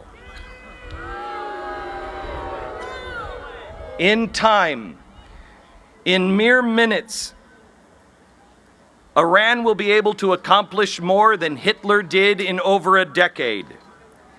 Meanwhile, our own government, our representatives are giving us a false choice, a choice of treaty or war. This, make no mistake, was exactly what was said before World War II.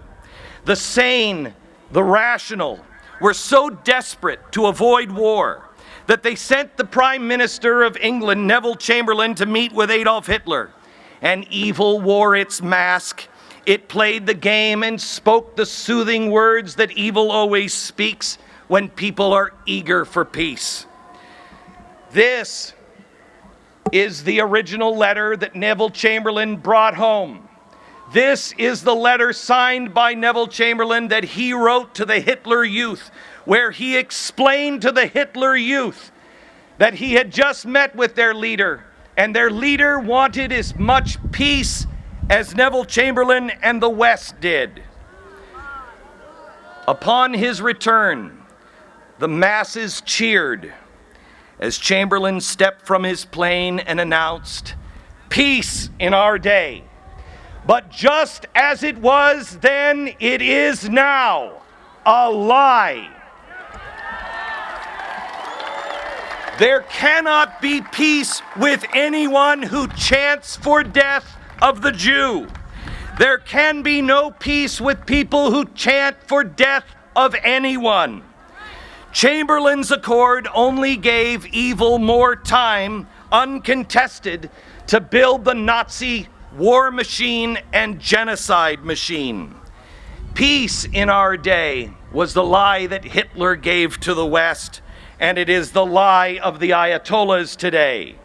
And today, our acceptance of this lie is made out of ignorance, out of wishful thinking, out of desperation, out of party politics, or at worst collusion. Frankly, it does not matter which it is. What matters is today, the world must hear someone say, "This is a false premise and this is a lie."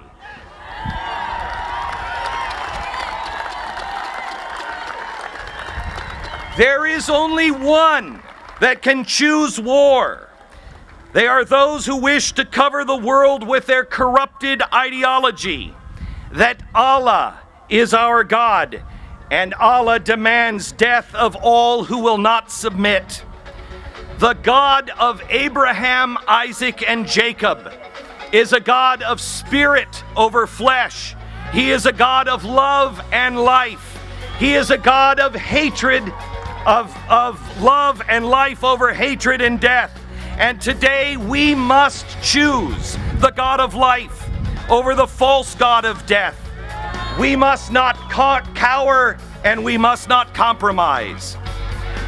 It is beyond unreasonable not to take seriously the threat of death by another. When someone says they will wipe the Jew off the face of the earth, you must take them seriously. They mean it. I've been asked to speak, so you can either let me speak, or we can turn the music off, or I'll call it a day. Which do you prefer?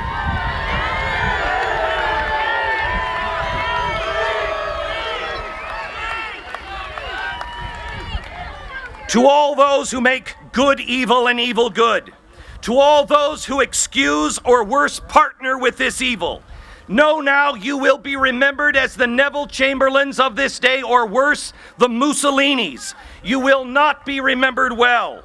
Yet those who choose to stand against this tide of insanity will be remembered as righteous people, of children of courage. Today, I want the Almighty God, the God of Abraham, Isaac, and Jacob, to know that I stand with His law, not those that are passed in the corrupt chambers behind me, but those that come from above. What is more, I will no longer fight against something. Let us begin here and now to fight for something. Fight for life. Fight for decency. Fight for the women who are devalued, the homosexuals who just want to live. Fight for the children that are crucified and are raped up to 10 times a day. Fight for life. Fight for light, because light will conquer the darkness.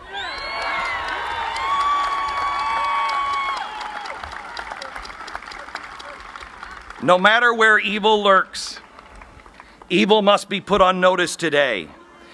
that the mighty arm of God is rising up, and evil will be defeated. It should enjoy this season of chaos, but know that it is short-lived, for we know how the story ends. God does not pick sides, but he demands that we pick sides. Rest assured, evil's days are numbered, as are those days of those who rule with fear and terror and death, backroom deals and corruption. You are all put on notice today. You can play your games, you can count those votes. To those who say they will drive the Jew into the sea, they may think they have won, but they should understand they have not seen America, the real America, in over 70 years, and they have poked this bear one too many times.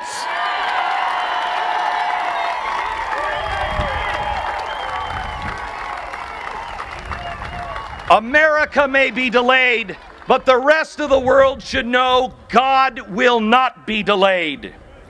Make no mistake, treaty or none, the nation of Israel will stand. No Jew in Europe would have thought in 1944 that God would use that unending night to hold true to his promise and restore the nation of Israel, but he did. And I testify to you, he will do the same again today in his time and in his way. This era of confusion and error, these days of darkness will end because our God is a God of covenants.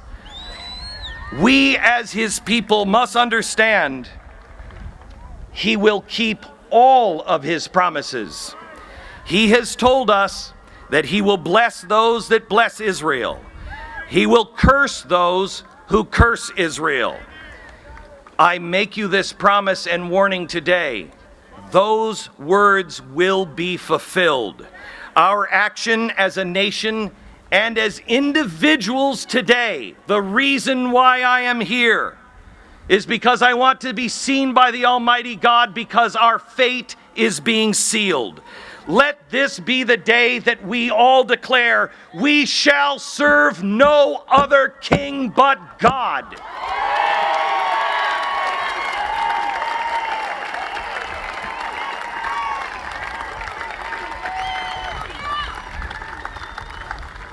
He is a mighty and a just God and a God of miracles, and I beg all with eyes to see and all with ears to hear. I beg, this is our last call to return to our roots and to choose life. The hour is later than we think, and the morning will come. And I warn those who wish to stand on the sidelines to claim ignorance or helplessness. Not to stand is to stand, not to speak is to speak. There will be no spectators in this struggle, and God will not hold you blameless. We are told by those in power that we must give in or the world will abandon us. First of all, I believe that is a lie, but if it were true, good, so be it. We are supposed to be the shining city on the hill. That's who we are. That is our purpose. We have to be the light in a world of darkness. We are the ones who are supposed to stand for morality, fight for those who can't protect themselves. Let the world abandon us. If that's who they are, we'll be better off alone.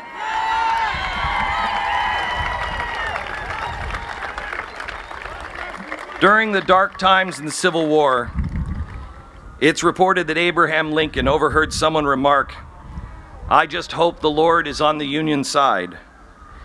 Lincoln responded with a sharp rebuke. He said, "I'm not at all concerned about that, for I know the Lord is always on the right side. It is my constant anxiety and my constant prayer that I and this nation should be on the Lord's side."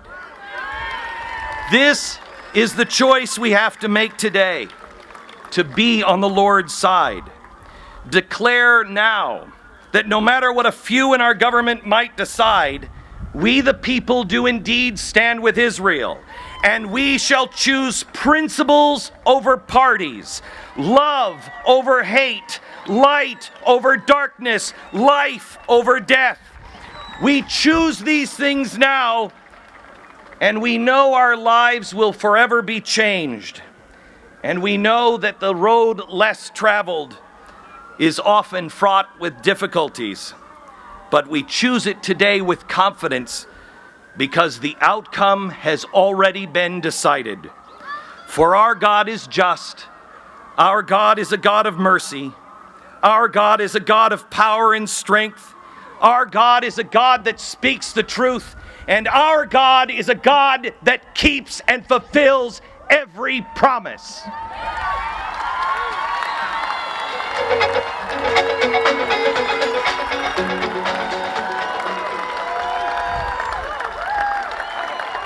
Well, I'm glad you all can keep that energy up.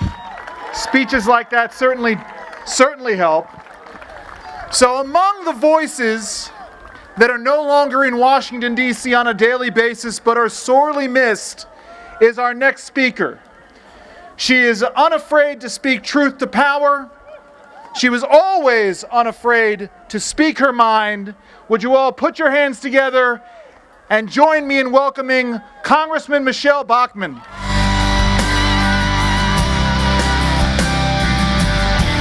Good afternoon. I am so proud of you all for being here in this 93-degree heat. Isn't it a blessing to be able to stand here today and speak for literally thousands of people back home? That's what your presence does. You are sending a message across the world that you are going to stand for sanity and not insanity. It is very clear, it is patently obvious, and it is simple what the legislative solution in the short term needs to be.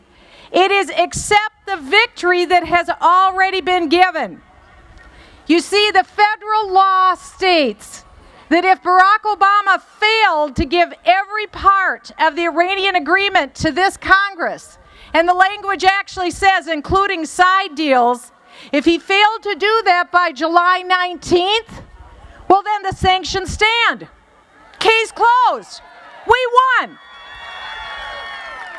What we need are Republican leaders who will not be complicit with a lawless president, and we need them to go to the microphone today and tell the American people that President Barack Obama failed to deliver in the legislative short term, and therefore the sanctions stand. End of story. Let's move on to the next event.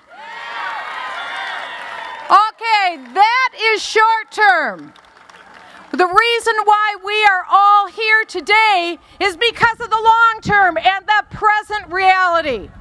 When you have the leading terrorist of the world stating today that within 25 years the Jewish state will no longer exist, as I've said before, when a madman speaks, you listen. 4 years ago, I ran for President of the United States, and I will tell you this. One thing a president needs to do is understand who you negotiate with and who you don't. After decade after decade after decade of broken promises, what you do is reach for the jar of victory. Here's victory. History's already told us what the solution is. Very successfully, when a rogue nation has tried a nuclear program, it was eliminated in Iraq, in Syria. When the program was eliminated by Israel in Iraq, within several days, Muammar Gaddafi, the head of Libya, called our White House and said, hey, I don't want that to happen to me. Come over and get my nuclear program. I surrender. That's what bad guys do. And so, as President of the United States, were I there or would any sane person be President of the United States, this is not tough at all.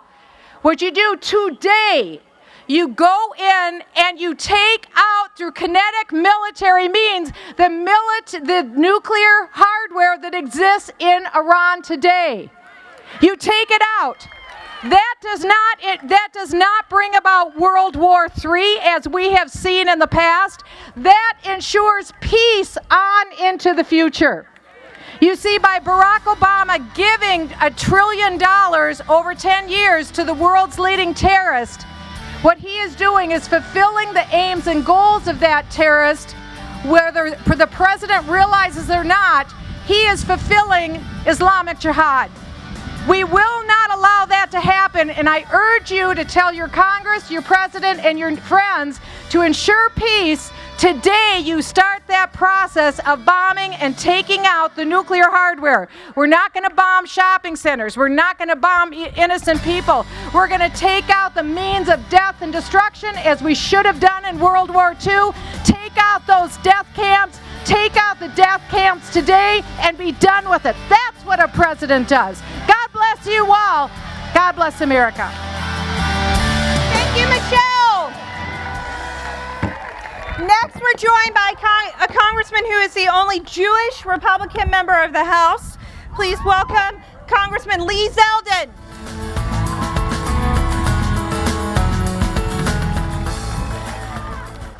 Love of country brought you all here today. That and being ticked off that the free world just got steamrolled. This Iran nuclear agreement is American exceptionalism on an apology tour. We got played. Just think of everything that wasn't even part of the agreement.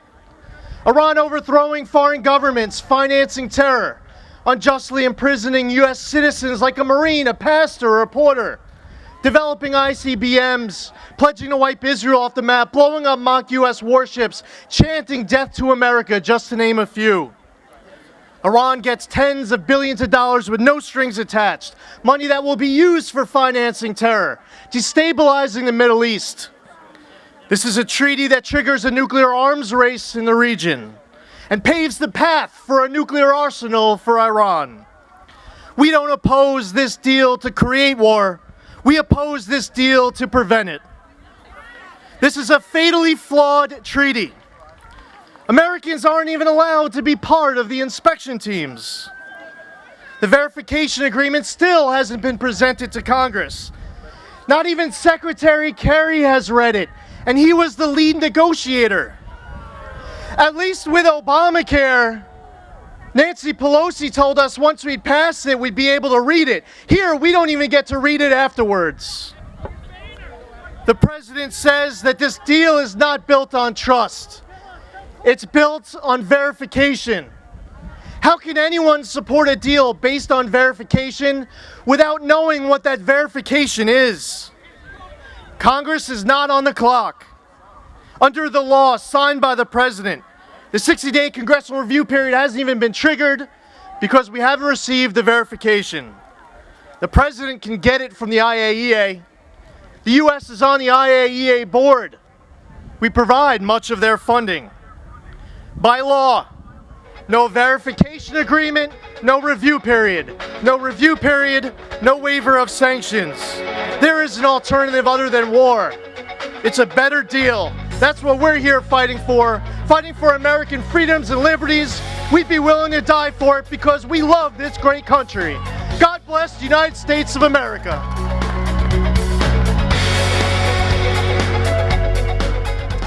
What it all comes down to, in the end, fundamentally, is it's all about common sense.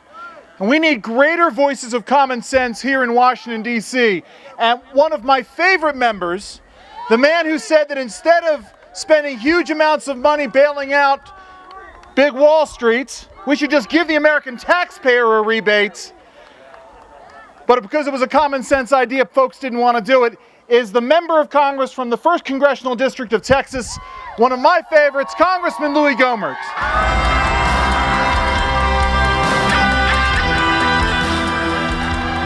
Thank you. Thank you for coming out. Just so you know, you have already made a difference. When we started today, the word was, here's what was going to happen this week. We were going to have a vote on the rule at 1:30 today that would bring the bill before the House on 9/11 that would allow the House to say we disapprove of the Iranian deal, which is a treaty. And then we'd wait for the Senate, and the Senate would cast their votes, and they would not get 2/3. And then Republicans would be able to turn to the public and say, hey, we tried so hard, but we couldn't get the 2/3 in the Senate, so the Iran deal goes through. Gee, we tried. Well, guess what? You figured out the sham.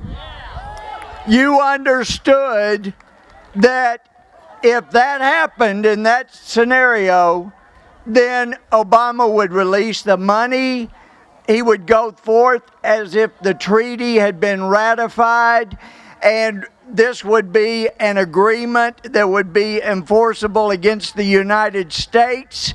And then when Israel, y'all remember Israel, right? You remember in Israel, when they there in Israel have said never again, they've meant it. Here in America, not always the case. In Israel, they would have to defend themselves. Even if it meant annihilation of Israel, which it wouldn't, God would protect them, but even if it did, they would not go down quietly as they did during World War II. They were going to make an attack, they'd have to, on Iran's nuclear buildup. And under the Iran deal, since we would have entered that with Iran through this president, and because the House would have not had the nerve to stop it, then the unthinkable would have happened. What you and I have never dreamed would be possible in our lifetime. We would stand with all the anti-Semites in the world and condemned Israel and been an enemy to Israel. We cannot let that happen. And the good news is the vote that was scheduled at 1:30 to run through the scenario I laid out has been stopped.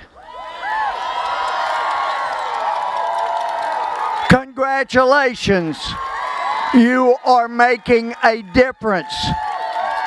Now we have a meeting, a conference of Republicans at 4 o'clock. And it looks like they're willing to change the song because you figured out what's going on. Now, under the Iran deal, sanctions were supposed to lift. But even under the Corker bill, as bad as it was, it did say in there that Congress still had to vote in order for the congressional sanctions against Iran to be lifted. So we're going to cast a vote this week, it looks like. Instead of just saying we tried to stop it, we're going to cast a vote that says you can't lift the sanctions. You're not going to lift the sanctions. Thank you very much, crowd. Yeah. So, don't give up. You're making a difference. We can stop this. Keep the faith. Keep the fight. God bless you. He will as you do. Thank you. Thank you so much, Congressman Gilmert. Next, from Phoenix, Arizona, is Congressman Trent Franks.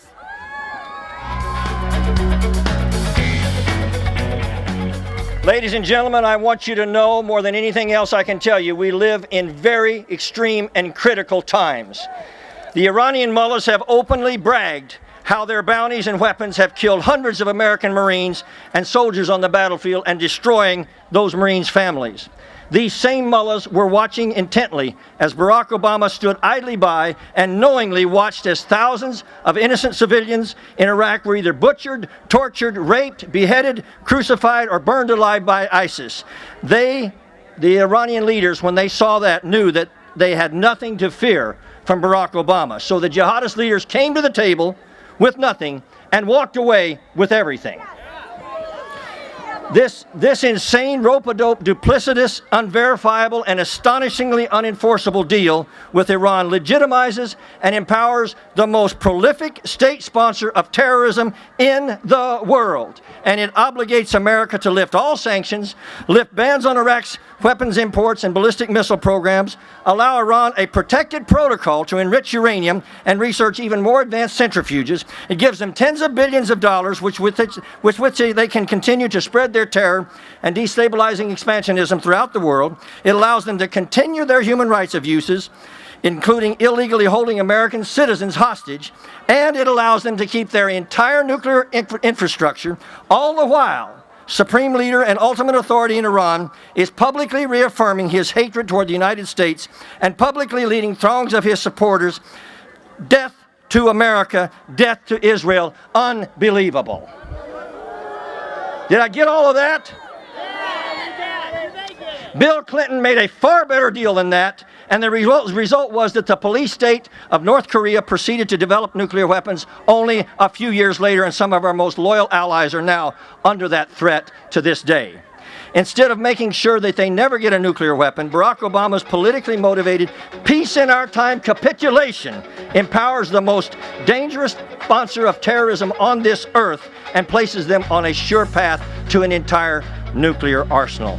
So, ladies and gentlemen, unless this Congress or the next president is able to stop this madness, Barack Obama is now on trajectory to be remembered as the father of the Iranian atomic bomb and the one who ultimately nuclearized the Middle East, and our children are now on a path that leads through the shadow of nuclear terrorism. And whatever the cost might have been to prevent Iran from gaining a nuclear weapon, it will pale in comparison to dealing with Iran when they have an entire nuclear arsenal. So, my parting statement to you is this: therefore, for the sake of our children and future generations, God help this Congress to reject this treacherous deal, and God help us all to focus on the unspeakable importance of the coming elections in America.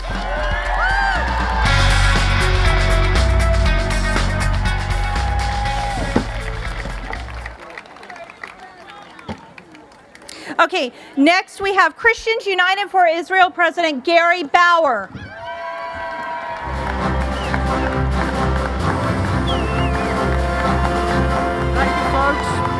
Thank you very much. Hey, you all ought to get the Citizen of the Year award for staying out here all day. I'm going to be really quick because you got an American hero over here that's going to be out soon that you need to hear from. Look, a couple of weeks ago, ladies and gentlemen, the president came back from vacation. A couple of weeks in Martha's Vineyard. And he told a reporter that he couldn't wait to get back here because he needed to come back to fight the crazies, he said, that were against the Iran deal. I'll tell you what's crazy, my friends. Crazy is giving the country that denies the first Holocaust while they plan the second one $150 billion.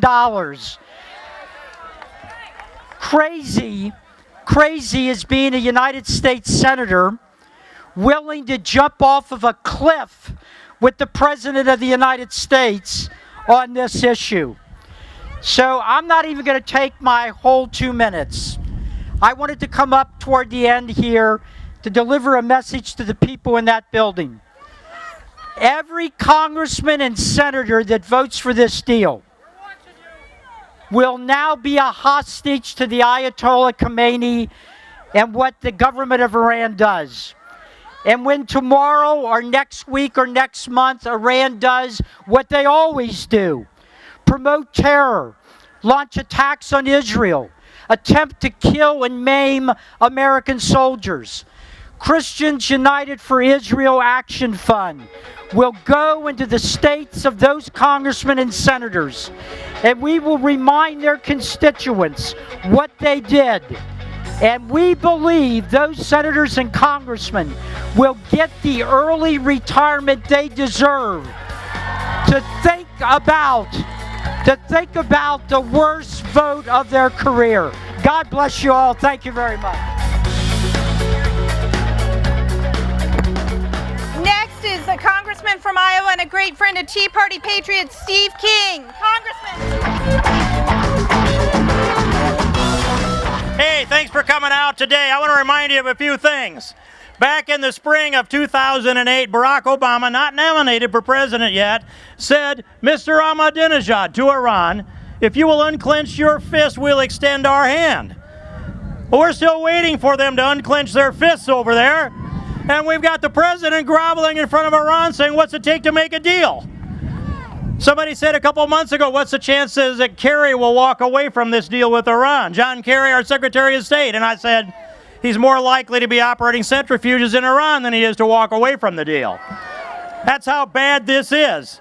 The president has decided that he's going to create a legacy, which to him is a treaty agreement with Iran, regardless of what is in it. And as Bibi Netanyahu said, he said, a bad deal is worse than no deal. And I'll tell you what this deal brings. It's not just Iran with one bomb in the next 2 to 3 months with not a means to deliver it very far. It's 10 years down the road with 100 of them sitting on ICBMs, missiles sticking out of the sand all over the Middle East, along the Straits of Hormuz in particular. This puts the survival of humanity at stake. And we have got to shut this down in this Congress. This Congress is the last stop, not only to save Israel, but to save the nuclear non-proliferation agenda for the world and to save peace for the world. And without it, tens of millions of people, I believe, will die. And if we live the other side of it, we'll look back and say, why did we ever have a president that dealt away the security of the world for his own legacy? Thanks very much. God bless you all for being here today.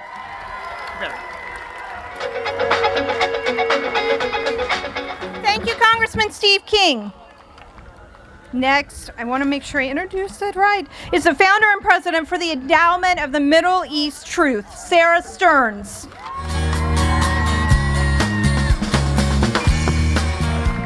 What a great crowd. Thank you, thank you, thank you. You are the true patriots.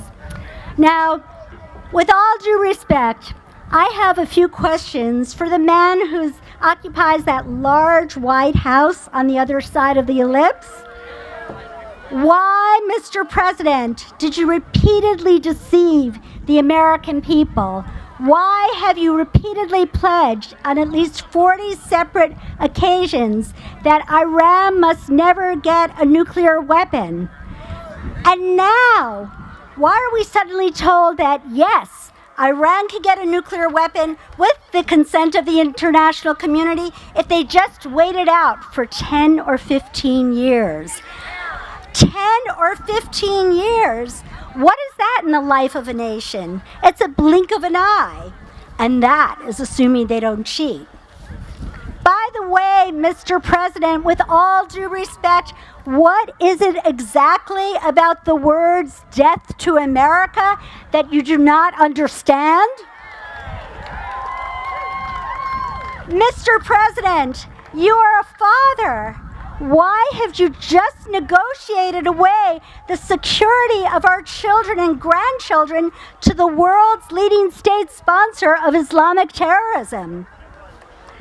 What makes you believe, Mr. President, that the Iranians have any intention whatsoever of keeping their word when Qasem Soleimani, who probably has more American blood on his hands than any other person on the face of the planet, has already violated the deal by traveling to Russia to negotiate the sale of the S-300s.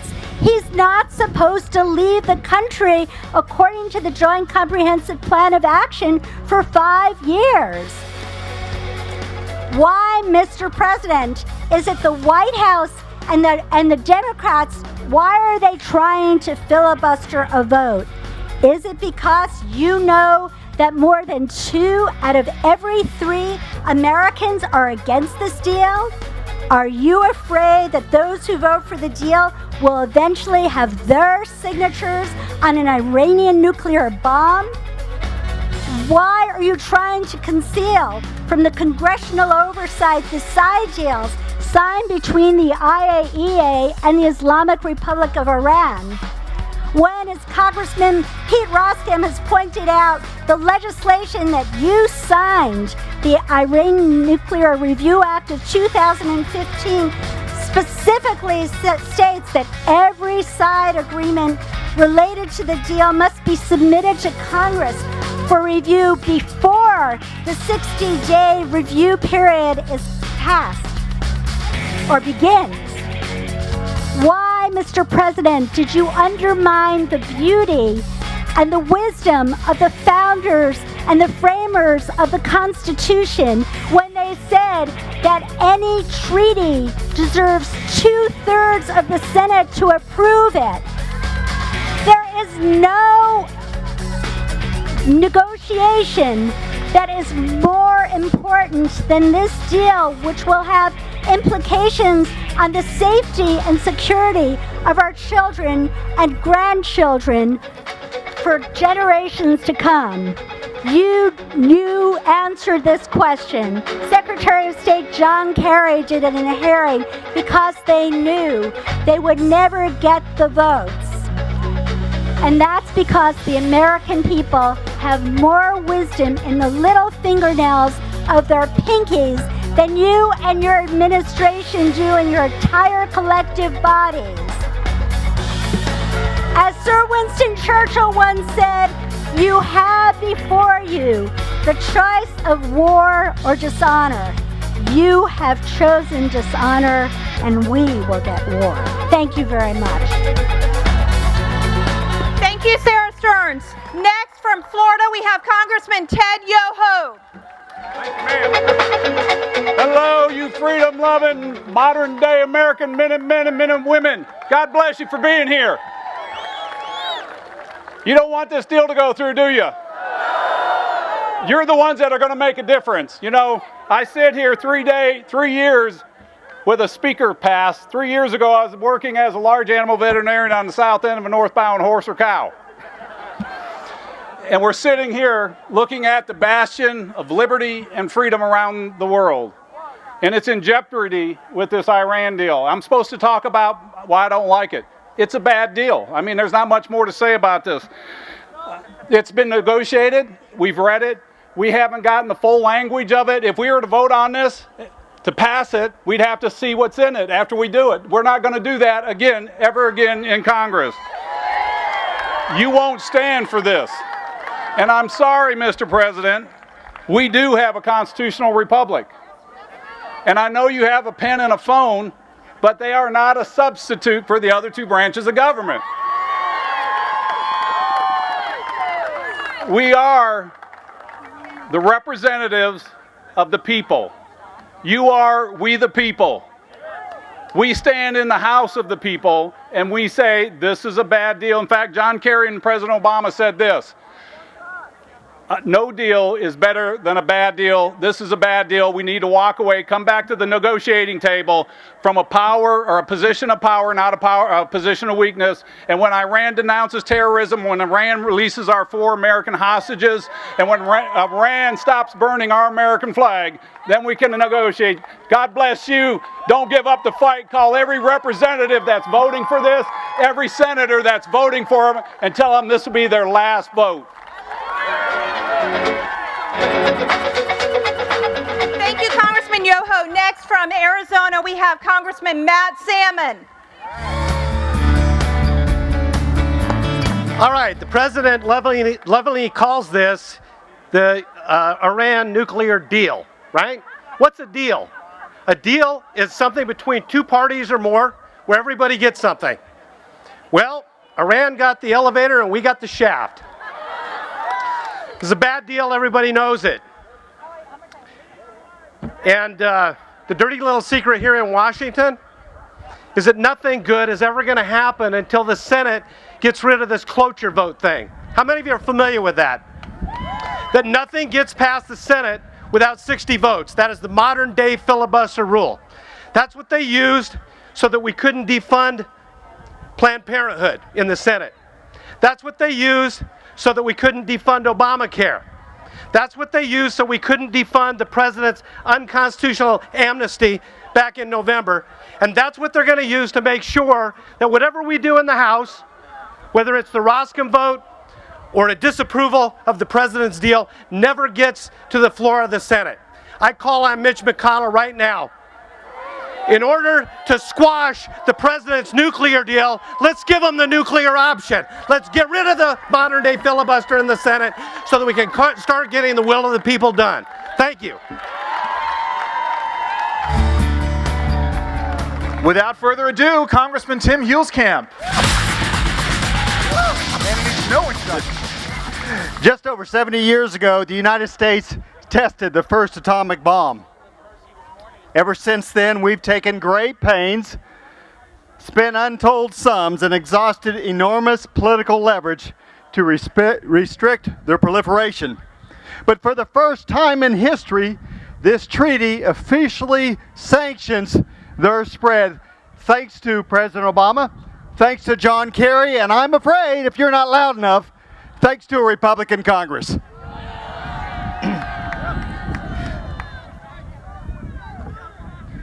From a nuclear pariah, Iran could be on its way to becoming a nuclear power. Let's think about this. I represent a congressional district in Kansas, the actual geographic center of the United States. And in my district is Fort Riley, the big red one. And as you stand here today, exercising our rights to assemble, to speak out, to redress our grievances, the men and women of Fort Riley are in Baghdad today fighting Islamic terrorists. That's right. The fight against radical Islamic terrorists who intend to create a radical Islamic state, a radical Islamic nation, and ultimately they want an Islamic world that will be fully enslaved to the radical tenets. If that sounds a lot like Iran, it should. It should, because Iran is the #1 state sponsor of terrorism. And this treaty, it is a treaty, ladies and gentlemen, would provide $150 billion to spread their terrorism around the world, including to our heartland, including to Israel. It must be stopped. There is no doubt. Just listen to what they say. Words have meaning. Words have meaning. They mean what they say. They intend to destroy Israel. They intend to destroy us. They intend to enslave the whole world if they could just have a nuclear weapon. In so doing, I fear they will cost the lives of untold numbers of American soldiers and further enslave millions more under their despotic rule. This is no deal. It is a gift to Iran. It is a gift to radical Islam.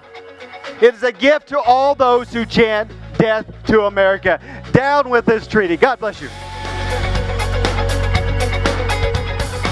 One of my favorite guests on my show, The Langercast, please check it out, is our next guest, our next speaker.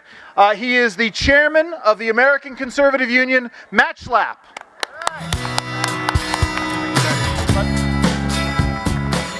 Thank God for clouds, huh? Feels better. Thank you, Jenny Beth Martin. Wonderful job. As you can see here, don't let anybody tell you that this treaty is a blank check. It is a check made out to the Ayatollahs in Iran for $150 billion. Let's remember this. And you know what you should do with that check now? Why don't you walk that on down to the White House? They need to remember that's what this is all about. As you know, America has been unique from its foundings. Here, the people, you govern, and you lend power to those who you elect to govern you. No one is above the law, and our rights derive from the Lord who created us, not senators, not congressmen, not 9 justices in black robes. Our law is enshrined in our founding document, you know it, the Constitution. What does the Constitution guide us today on this treaty? Article 2, Section 2, Clause 2, quote, "The President shall have the power, by and with the advice and consent of the Senate, to make treaties, provided 2/3 of the senators present concur." You read it in your history books. You learned it in school. That is what the Constitution tells us. Why isn't it being treated as a treaty? You know why. President Obama and Hillary Clinton know it would go down in flames. I hear music. You saw the check. Do everything you can to fight this deal. Thank you, Jenny Beth, for all your great work today. Thank you, Matt Schlepp. Next, we have Congressman Brian Babin.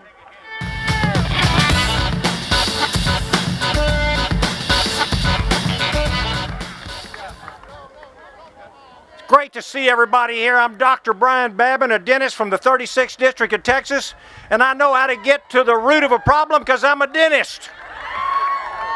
We want to do some root canals and some extractions up here.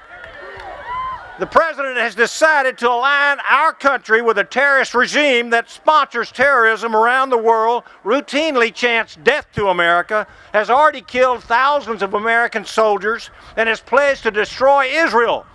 You know this deal is flawed, don't you? Amen. It trusts Iran to inspect its own nuclear sites. Madness. It fails to secure anytime, anywhere inspections. It gives Iran a 24-day notice, not 24 hours, before any inspection can happen. It removes sanctions, hands over $150 billion in frozen assets that came from the State Department, which has classified Iran as a terrorist state and a sponsor of terrorist state, the largest sponsor of terrorism in the world. Now we have a chance to stop it, folks. The president has failed to provide Congress with all of the details surrounding this agreement as required by law. Folks, this cannot be ignored. What is there to hide? We deserve a full accounting, including any and all secret side deals. Now is the time to stand up and fight. Congressional leaders must reject any effort that legitimizes and approves this terrible, awful, and foolish deal with Iran. Thank you. God bless you. I appreciate you being here, and God bless America. Thank you, Congressman Babin. Next, from Florida, we have Congressman Ron DeSantis. Good afternoon. Thank you all for coming out here. I can tell you this. My name's Ron DeSantis. I'm from Florida, and I'm sick and tired of this administration treating the Ayatollah in Iran better than it treats the Prime Minister of Israel. Everyone has made great points about the billions of dollars Iran gets in this deal, about them having a path paved to a bomb. But let me tell you one main reason why I oppose it. I served in Iraq in 2007, and we were in a Sunni-dominated area, and that took up a lot of the news. But what I noticed in a lot of these intelligence reports was the #1 source of death for our service members was not from Al-Qaeda in Iraq, not from Sunni insurgents. It was from Iranian-backed groups killing our soldiers with Iranian-made bombs. And this deal not only gives them the billions, not only allows them a path to the bomb, it actually lifts sanctions off the people who perpetrated those attacks, Qasem Soleimani and the Quds Force. That is a gratuitous insult to the lives and memories of the people that I serve with and that have sacrificed on our behalf. So we'll do everything we can to defeat the deal, because Iran is an enemy. They cannot be trusted with nukes. They don't need $150 billion, but we're not going to rub salt in the wounds of the families who lost loved ones at the hands of Qasem Soleimani and the Quds Force. Thank you. God bless you. Thank you very much, Congressman DeSantis. Next, from Tennessee, we have Congressman Marsha Blackburn.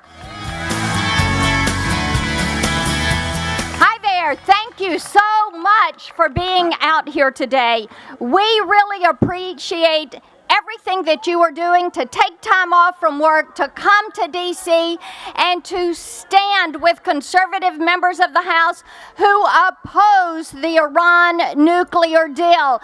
Thank you for being here and for doing that. You know, we think it is so significant that the people that know Iran the best, their neighbors in the Middle East, they oppose this deal. And we think that this administration should be listening to them. We also think that the American people deserve the truth. the whole truth and nothing but the truth when it comes to the Iran nuclear deal. We want to know every side deal and secret deal that's been negotiated in this. The reason we want to know this is because the security and sovereignty of our nation, the security of our children and our grandchildren depends on knowing really what this administration is giving to Iran. Let me ask you this, have they earned the right to be trusted? No, not at all. Should we be listening to their neighbors in the Middle East? Yes, we should. And they are telling us this is going to lead to a nuclear arms race in the Middle East. Thank you for being here. Thank you for standing against the deal. Thank you for standing for freedom. Hang with us. We're trying to stop the deal. Thank you so much. Thank you, Congresswoman Blackburn. Next, we have President of Act for America, Brigitte Gabriel.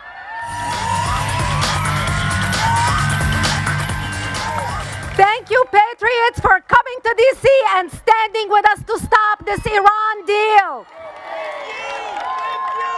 Our founding fathers worked tirelessly and set the foundation for the great nation we have today. They gave us our Constitution, the Declaration of Independence, and our Bill of Rights. Many of them died broke in the process, and many of our ancestors died on the battlefield as they fought to preserve that which these bold and visionary men created. As a result of their wisdom, bravery, and leadership, America became the greatest country on earth. Later on, brave Americans defeated Nazism and then communism. Now is our time to stand up and stop the Islamo-fascist regime of Iran. Today, in the spirit of our founding fathers, we are summoned to hold our elected officials' feet to the fire, to vote for what is right for America, for what is right, for what is safe for America, and for what is best for America. We believe it is the primary responsibility for the U.S. government to protect America from those who wish to do her harm.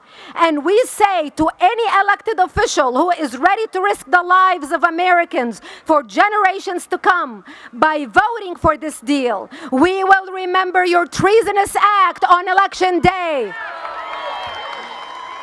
We will vote you out of office as easy as we put you in. You, Senators Blumenthal, Peters, Wyden, and Cantwell, and all the others that made this terrible deal possible, we will not forget on Election Day.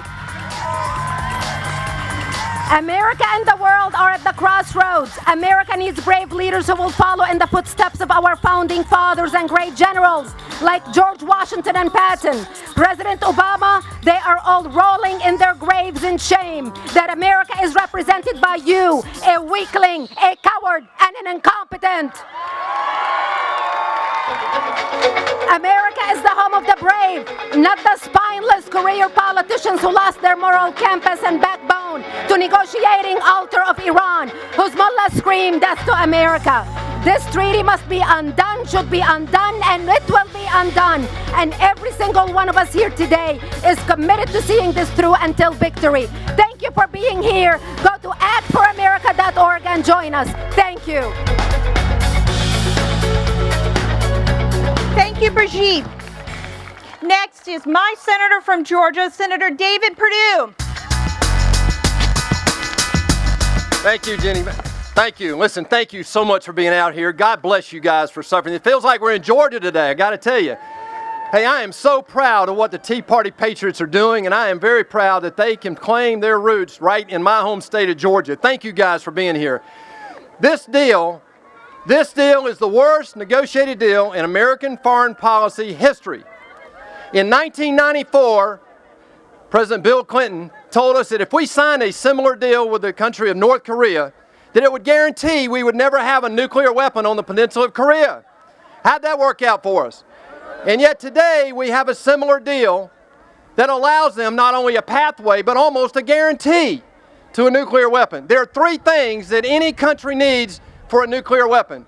One is they have to have nuclear material. We're allowing these people to enrich. There was no need to do that. We had them at the table with our sanctions. The second thing is they have to have a nuclear device. That's a warhead.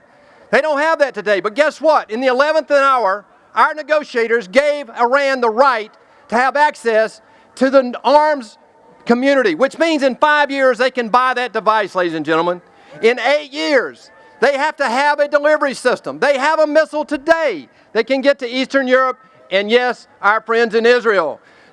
They get in 8 years access to ballistic missile technology that allows them to put that nuclear material in that nuclear device on top of a missile that can reach right here in Washington, D.C. That's what we've agreed to. Ladies and gentlemen, we cannot allow Iran to ever become a nuclear weapon state. Not now, not in 10 years, not ever.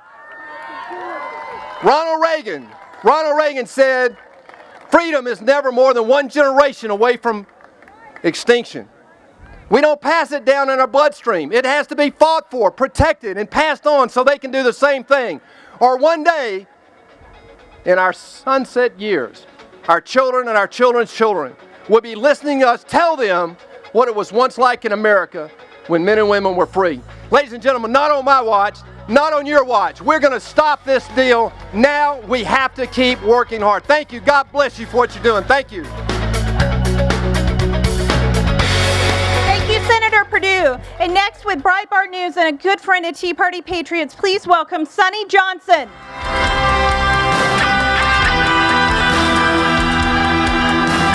Okay, so the first time we were here, we were fighting against a government takeover of healthcare. How are your premiums these days? Did you get to keep your doctor?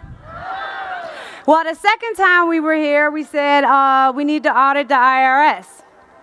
Lois Lerner, she resigned with her retirement intact. Not even a smidgen of evidence of corruption. So today, I'm not here to talk to Obama administration because I'm guessing he doesn't care what we think. He's not listening to us. So I figure we need to talk straight to Iran. Because our president doesn't think that we're in a religious war. He doesn't think that this is a religious fight. He may not even believe in the God of Israel. But we know Iran believes in the God of Israel. That's why they hate them so much. They know it is a miracle against miracle that Israel was defeated and scattered to the wind and has now reconstituted herself back on her land, promised by her God. That's what makes you mad. You know Iran, the promise of Abraham. You know the strength given to Moses. You know the steadfastness given to Ruth. Obama is leading you on a path of weaponization that will not prosper. Trust us, nothing he touches prospers. Ask the House in 2008 when he controlled it and lost it in 2010. Ask the Senate when he controlled it in 2012 and lost it in 2014. Ask the Democrats who are supporting this bill now in 2016 when they feel the Obama touch and American voters come for them too. We are at a point where we are tired of telling this administration to hear us, to listen to us. And in 2016, we will have a president that says, when I draw a red line, cross it, and I'll deal with you. They know when to let a bird dog go and rescue a Tamarisi. We are going to have a president in office that knows to defend and protect America. And until then, God bless America and keep your grace and protection over Israel. Amen. Thank you, Sonny Johnson. Next, we have Ryan Murrow, who is a national security analyst with Clarion Project.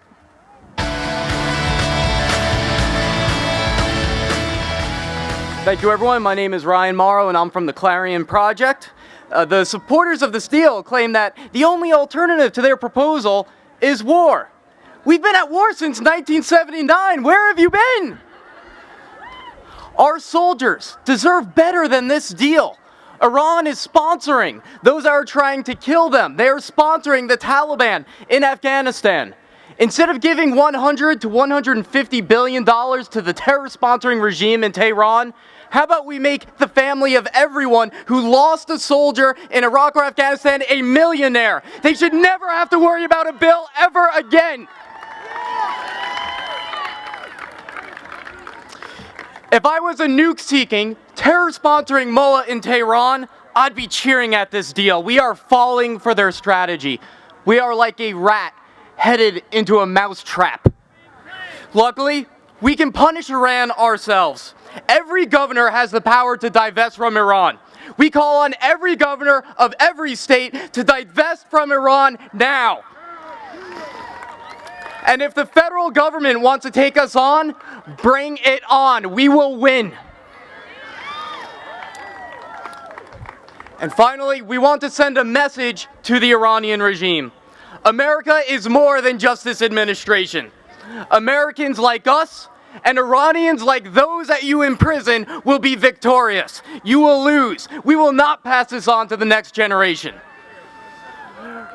Ronald Reagan once said that freedom and democracy will leave Marxism and Leninism on the ash heap of history, and he was right. Today, we declare that the Iranian regime and their Islamic revolution will also be left on the ash heap of history. Thank you. Thank you, Ryan. And next, Congressman from Charlotte, North Carolina, Richard Hudson. Hello, my name is Richard Hudson. I'm from North Carolina, and I work for you. And I'm out here today to thank you for being here. Shame on our leaders of this country who don't see this Iran deal for what it is. It is an absolute disaster for this country and for this world. In fact, not since 2,000 years before the birth of Christ, when the king of Troy accepted the gift of a wooden horse and brought it into the city, has a leader made more tragic a mistake on behalf of their people than this Iran deal. My mother, I can remember growing up, would tell me stories in school. They used to actually, some of you may remember this, you would actually do drills at school in case of a nuclear attack. Seems a little funny to my generation that you'd get under your desk. I'm not sure what that would do to protect you from that nuclear attack, but we actually had drills in school. And my mother would tell me that she lived in the constant fear of a nuclear attack by the Soviet Union. My generation doesn't understand that. We don't live in that fear. But I have a son who's going to be born in 3 weeks. Thank you. Because of this deal, if we allow this deal to pass, my son will live a life in fear of a nuclear death. It is an absolute travesty. We have to do everything we can to stop this. The most important thing we can do is pray, but the second most important thing we can do is show up and have our voices heard, and that's what you're doing. And so today I say thank you, and God bless you. Thank you, Congressman. Next, we have another congressman. Who is here from Pennsylvania? Do we have anyone from Pennsylvania? Congressman Mike Kelly. Thank you all for being here. As we discuss the great betrayal, President Obama has sold us down the river.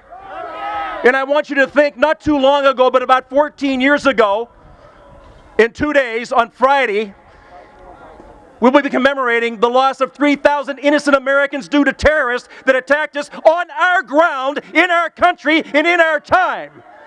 I am telling you that we cannot stand to see this happen anymore. And as we watch Iran night right now, every day chanting, death to America, death to the great Satan, death to Israel, we need to echo what we said on September 11th before, and that is never forget, never forget, never forget, never forget, never forget, never forget. Never forget. My friends, this is only over when we say it's over. When we walk away, we lose. This is not an option. This is a challenge for our generation, and we cannot walk away. But I want you to go ahead, pray, but don't pray for the Lord to change what Obama's doing. Pray for the Lord to give us the strength to continue to stand against the greatest evil in the world, and pray that we can keep our position and never ever turn our backs on the 1.4 million Americans in uniform that have died to give us this privilege. God bless you. God bless America. And let's just stay in the fight. Never, never, never forget. Never forget. Great job. Thank you so much, Congressman Kelly. Next, we have Mario Bramnick, who is the president of the Hispanic Christian Leadership Council. As we've heard all afternoon, this is a critical time in the history of America and a critical time for the nation of Israel. We're seeing a rise of anti-Semitism and anti-Christian sentiment, not just in the Middle East, but right here in America. This Iran deal is a very, very bad deal. On behalf of 40,000 Latino evangelical churches and millions of Latinos, we are saying no to this Iranian deal. We are saying no to hundreds of billions of dollars to help fund Hezbollah and Hamas. The Prime Minister came here on the eve of Purim to declare to a joint session of Congress about this deal. He came as an Esther, not just to warn Israel, because God who keeps Israel neither slumbers nor sleeps. He came to warn America, because Haman is rising right here in this nation. It is time for us to arise and reverse every curse of Haman in America. Glenn Beck said that the Word of God says, "He who blesses Israel shall be blessed. He who curses Israel shall be cursed." America is opening the door for judgment and curse, but we are standing here as a remnant. We are 4 days away from Rosh Hashanah. Rosh Hashanah is the time of blowing of a shofar. In the Torah, the shofar was sounded to awaken a people, to sound an alarm for walls to come down. Today, thousands have stood here in the North Lawn to raise up a voice like that shofar, to reverse every decree of Haman against Israel, every decree of Haman against America. May God bless you, may God bless Israel, and may God bless the nation of America. God bless you. Thank you so much, Mario. Next, it's my privilege to introduce two gentlemen I've been able to get to know over the last 2 years. They are true patriots. They love this country and they love our freedom. They're with Family Research Council. Please welcome retired General Jerry Boykin and Ambassador Ken Blackwell. Thank you all. You will never see a soldier and a diplomat on the same stage anywhere else other than this. First of all, thanks to every one of you veterans that has served this country and tried to make America better. Folks, it's already been said, you're living with a false narrative. You've been lied to. The alternative is not war. But as Thomas Paine so famously said, if there must be war, let it be in my time so that my children do not have to go to war. That's the way I feel. If the alternative really was war and it is not, then let's do it on my watch so that my grandchildren will not have to go to war. Ask yourself this question. Would you rather go to war today against Iran or give them time to get a nuclear weapon and then go to war with them? Let me tell you something. I don't get scared easily, but I will tell you, a guy asked me this weekend, what's the most frightening thing you experienced in 36 years in the military? I said a double malfunction and a free fall jump, and I survived to tell about it. But let me tell you something, I'm that scared today because of my 6 grandchildren and what their future looks like. You want God's blessings or you want God's curse? It's a simple choice. If you want God's blessings, you better stand with Israel, all of America. I'm over to my, and I'm going to work him like a puppet master here. Go ahead. All right, speak. My message is simple. No retreat. Amen. No retreat. No retreat. No retreat. God bless you all. God bless you.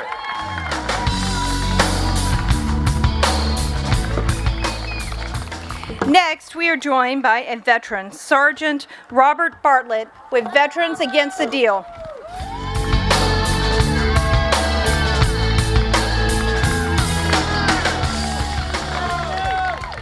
Hello. What a strong crowd we have here still hanging in this heat. Obviously, you stand with me and still believe in America. So do I. I'm still here. An Iranian bomb killed me in 2005, and by the grace of God and great medics, I came back to life 3 times. He took a guy who didn't have the lips or a jaw and made him a speaker to bring his truth. Can you hear him speaking to your heart today? I'm not a polished speaker like so many have gone before me. But what I want to do is tell you that if there's breath in my lungs, I will continue to fight for you. I will stand here and never let those congressmen and senators who voted for this deal ever forget that they turned their back on Staff Sergeant Brooks, who gave his life so his girls could live in peace and have some kind of future. We must remember those who have fallen before us and take them with us wherever we go. If we forget them, their prayers in heaven will forget us. If we stand for the lie, it will lead to our destruction. I love every single one of you because you put a uniform on me and you gave me the chance to defend my country like my forefathers. Since everyone in my family, since Valley Forge, we've been here fighting for you. I need you to stand up now. I need you to call all your family members and friends across the world and say, we will not stop. We will not give up. We will continue to fight.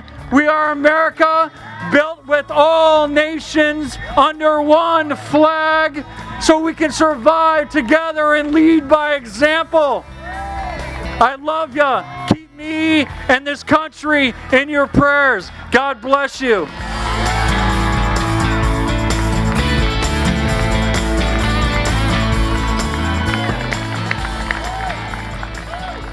Next, we have Senior Fellow Genevieve Wood from the Heritage Foundation.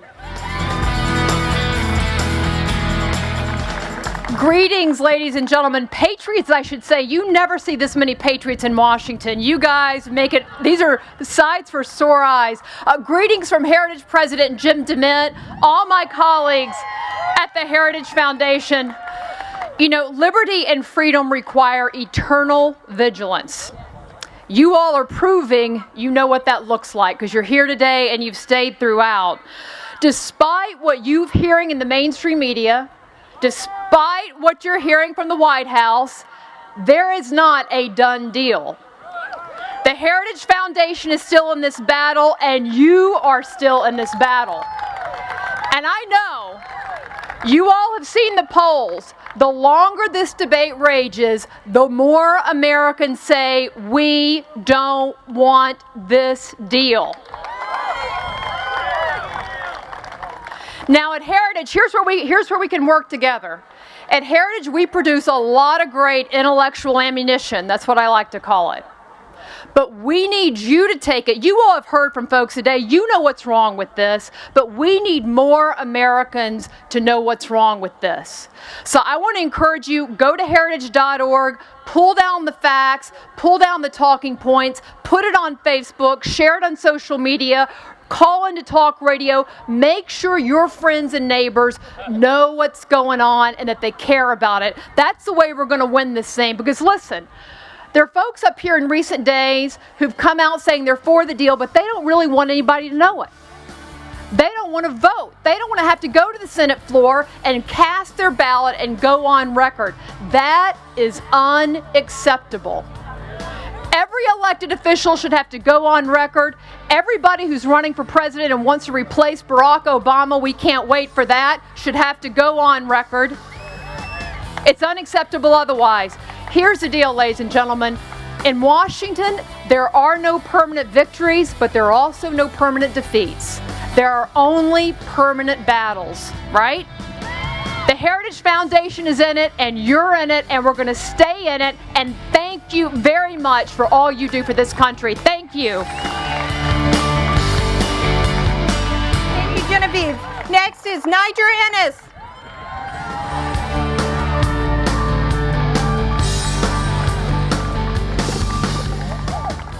It's great to be with so many American patriots here today. And it is an honor to be on the right side of history.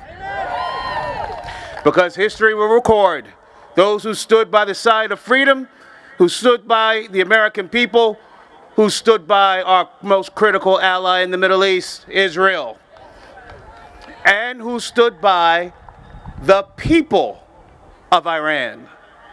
You see, the Persian people are an educated, civil people that are born from a great civilization more than 3 millennia old.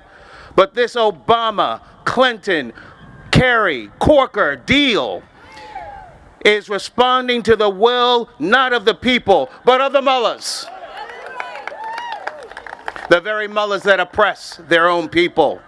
The voice of the Persian people was ignored by Obama and the Kerry regime and the Clinton regime in June of 2009 when they all cried for freedom in the streets. And they asked Obama, what side do you stand on? And there was deafening silence. This deal, just like Obama's opening of Cuba, does little to promote liberty in Iran or Cuba, but does much to empower and embolden the very governments that oppress them. And the fact that this deal will end our highly effective embargo against Iran that brought them to the table. Our 4 American hostages will remain hostages. The right to Israel to exist will continue to be denied. And this theocratic regime will receive a multi-billion-dollar economic stimulus package.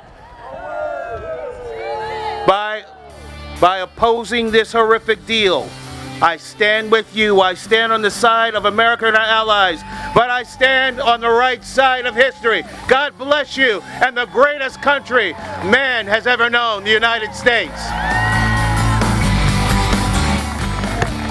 Next is the National Grassroots Director for Tea Party Express, Kay Rivoli. Thank you, Jenny Beth Martin and Tea Party Patriots, for reaching out to us. We must unite if we are going to win. Folks, as I've been here today and listened to all the constitutional scholars and political figures, I will admit, I am not the sharpest knife in the drawer. But folks, the dullest butter knife knows that this deal does not cut it. I am the National Grassroots Director, and I have been talking to the grassroots. You see, Tea Party Express, since our inception in 2009, has always been a champion of the Constitution. And we, the grassroots, want our representatives in D.C. to adhere to the Constitution. This should have been a treaty and not a deal. You see, this deal is yet another end-run around Congress by an overreaching, out-of-touch executive who needs to have his pen taken away.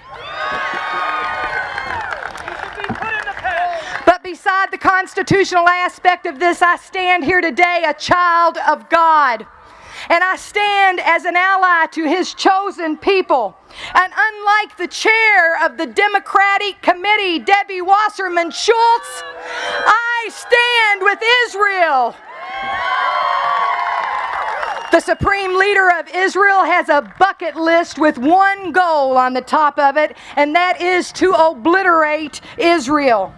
Folks, they are not going to build hospitals and women's voting booths with that $150 million in released assets. They are going to expand their military. They are going to expand their threat to Israel, and they are going to expand their threat to our American interest. Ronald Reagan said we should trust but verify. And in this deal, we already know we can't trust them. And we also know we can't verify to see that they've complied. And that should be enough for our representatives to vote no to this deal. In closing, we don't often have the opportunity to stand up against real evil in our lives. But right now, our representatives here in D.C. have that very opportunity. And I pray that they will have the courage to stand up and say no to evil. Kill the deal. God bless each and every one of you, and God bless the United States of America.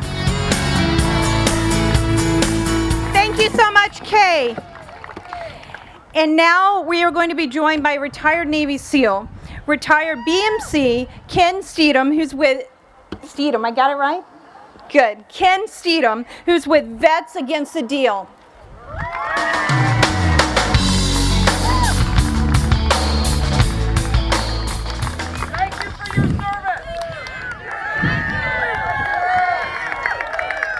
Thank you, and thank my parents. Jennifer, thank you very much. To everybody responsible for putting this on today, thank you. I'm grateful to be able to be here today, and I'm grateful for everyone here for braving the heat. And I mentioned this yesterday, but if you think it's hot now, wait till this deal falls apart. Yes, I heard that.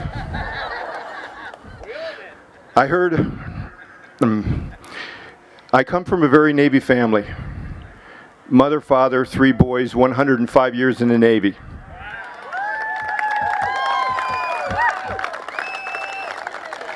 I wanted to be a SEAL since I was very young, and I'm fortunate to have been able to do it. If you could look through that tree and over the buildings and across the Potomac and onto a little hill in Arlington Cemetery, you'd see a grave marker with one of my younger brother's names on it. He's buried in Lot 59, which is reserved for the victims of terrorism. And for those of you who are old enough to remember, Robert Dean Steedham was a Navy diver who was shot and killed and thrown from the plane during the TW hijacking of Flight 847. So my family has seen terrorism on a personal level, we've seen it on a professional level, and we've seen it on a political and policy level. And as I was waiting to speak, I thought the only tragedy greater than losing Rob or reading another incident about an Iranian-backed terrorist act is the lack of a cohesive strategy and policy we've had against Tehran and the fundamental Islamic regime for the last 36 years. And that's why we're here today. So I'd also like to remember the other victims and veterans that are buried alongside my brother and throughout our country. The ones that have served and the ones that are still serving. Ronald Reagan said, "We will always remember, we will always be proud, we will always be prepared, so we may always be free." I'm asking the men and women that work in the Capitol building behind me to remember today. Remember.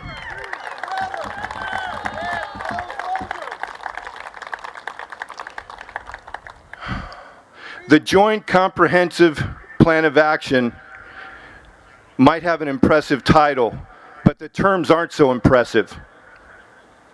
In fact, it's a dangerous agreement that tips the balance in the Middle East, the balance of power. And like an arrow that's launched from a bow, once this thing is taken off, there is no calling it back, and you won't know how bad it is until that arrow lands. And then it's going to be too late.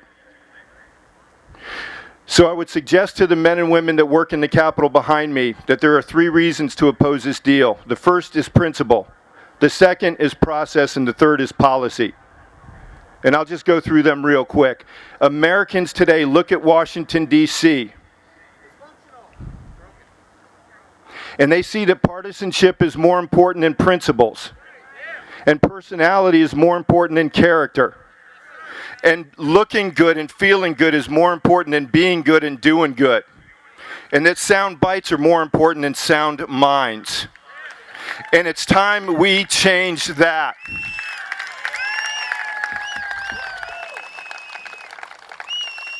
On the principle of duty, just as our men and women in uniform protect and defend us, and the men and women that work in the Capitol building, it's their job to protect our service members. This deal doesn't do it. And on leadership, America is, has been, and will always be a nation of great leaders. And if I can quote two people, Einstein said, "The world is a dangerous place, not because of the evil men that are in it, but because of the good men in it that do nothing about them." We're looking for a few good men and women to do something about the evil. And de Tocqueville, before he left and got on the boat and sailed back to France, he was asked, "What did you find out in your search in America?" And he captured his whole trip and everything he learned into one statement. America is great because Americans are good. When Americans stop being good, America will stop being great. This agreement does not reflect our best. On process, there's plenty, we were told this was an agreement, not a treaty, because Congress would have input. And then when they came back to us, the agreement, we were told these terms, this deal, or war. There is no input. We weren't told the truth. So I'm asking the men and women in the Capitol building behind me, stand up and say, we didn't create this situation, you did. And we're not going to perpetuate it.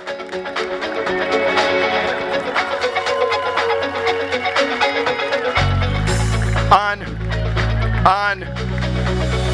not confusing terrorism with nuclear issue,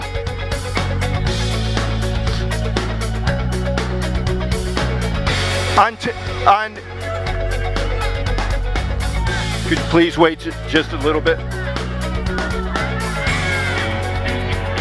I'm almost done, guys. Thank you. Ladies and gentlemen, we were told don't confuse the Iranian terrorism issue with a nuclear issue. You know what? We didn't do that. They did. It's in the deal.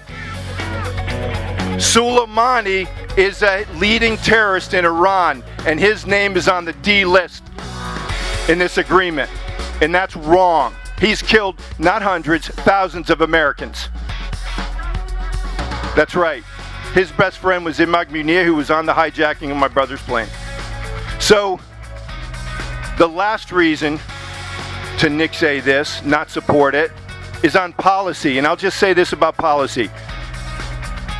Security strategies and security policy should drive agreements and treaties.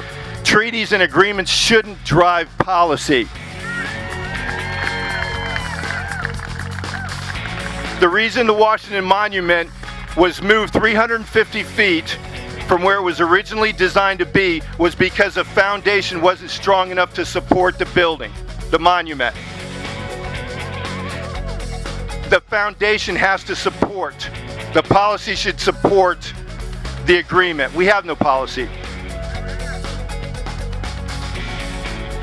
Ladies and gentlemen, just in closing, I want to share a quote with you from one of our founding fathers. It makes me think of not just my brother, but men like Sergeant Bartlett. I love the man that can smile in danger, gather strength from distress, and grow brave by reflection. 'Tis a business of little minds to shrink, but to he whose heart is firm and whose conscience approves his conduct will pursue his principles unto death. It's time Americans stand up and be good so we can be great. Thank you very much.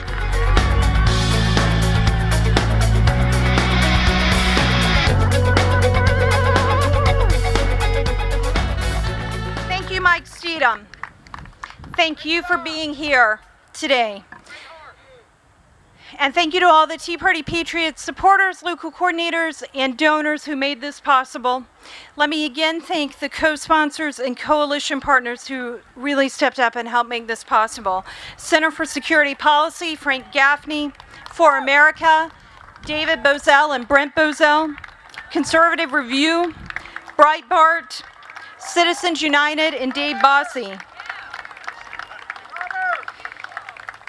If you did not text 38470, please do that now. 38470. Text the phrase, "End the Iran deal." Again, 38470. Text the phrase, "End the Iran deal." It's got to be all one word with no spaces. And for more information about Tea Party Patriots, you can go to teapartypatriots.org. We'll be updating our website with the next actions probably tomorrow afternoon, but maybe earlier. All right, listen, guys. Louis Gohmert told you today, Congressman Louis Gohmert told you today, that they already delayed the vote on the rule because of you being here. As I was standing over here, both Congressman Marsha Blackburn and Mike Kelly said it's up to you as to what's going to happen inside the halls of Congress over the next few days. Keep up the work. Know that you are making a difference. We're standing up today to stop Congress, or to have Congress stop the Iran deal. When they do the right thing, make sure that you encourage them, whether they're Republicans or Democrats. Encourage the ones who are doing the right thing. And there are Democrats right now who've put our nation and our nation's security. They've put America and America's security first. Thank them. The ones who are not, remind them you're their constituent and tell them they need to do that, and we must stop this deal. We do not want the sanctions lifted. We do not want to fund terrorism, and we do not want to see a nuclear-armed Iran, and certainly not a nuclear arms race in the Middle East. Go talk to your senators today, and also go talk to your congressmen. Thank you so much for being here. Thank you, thank you, thank you.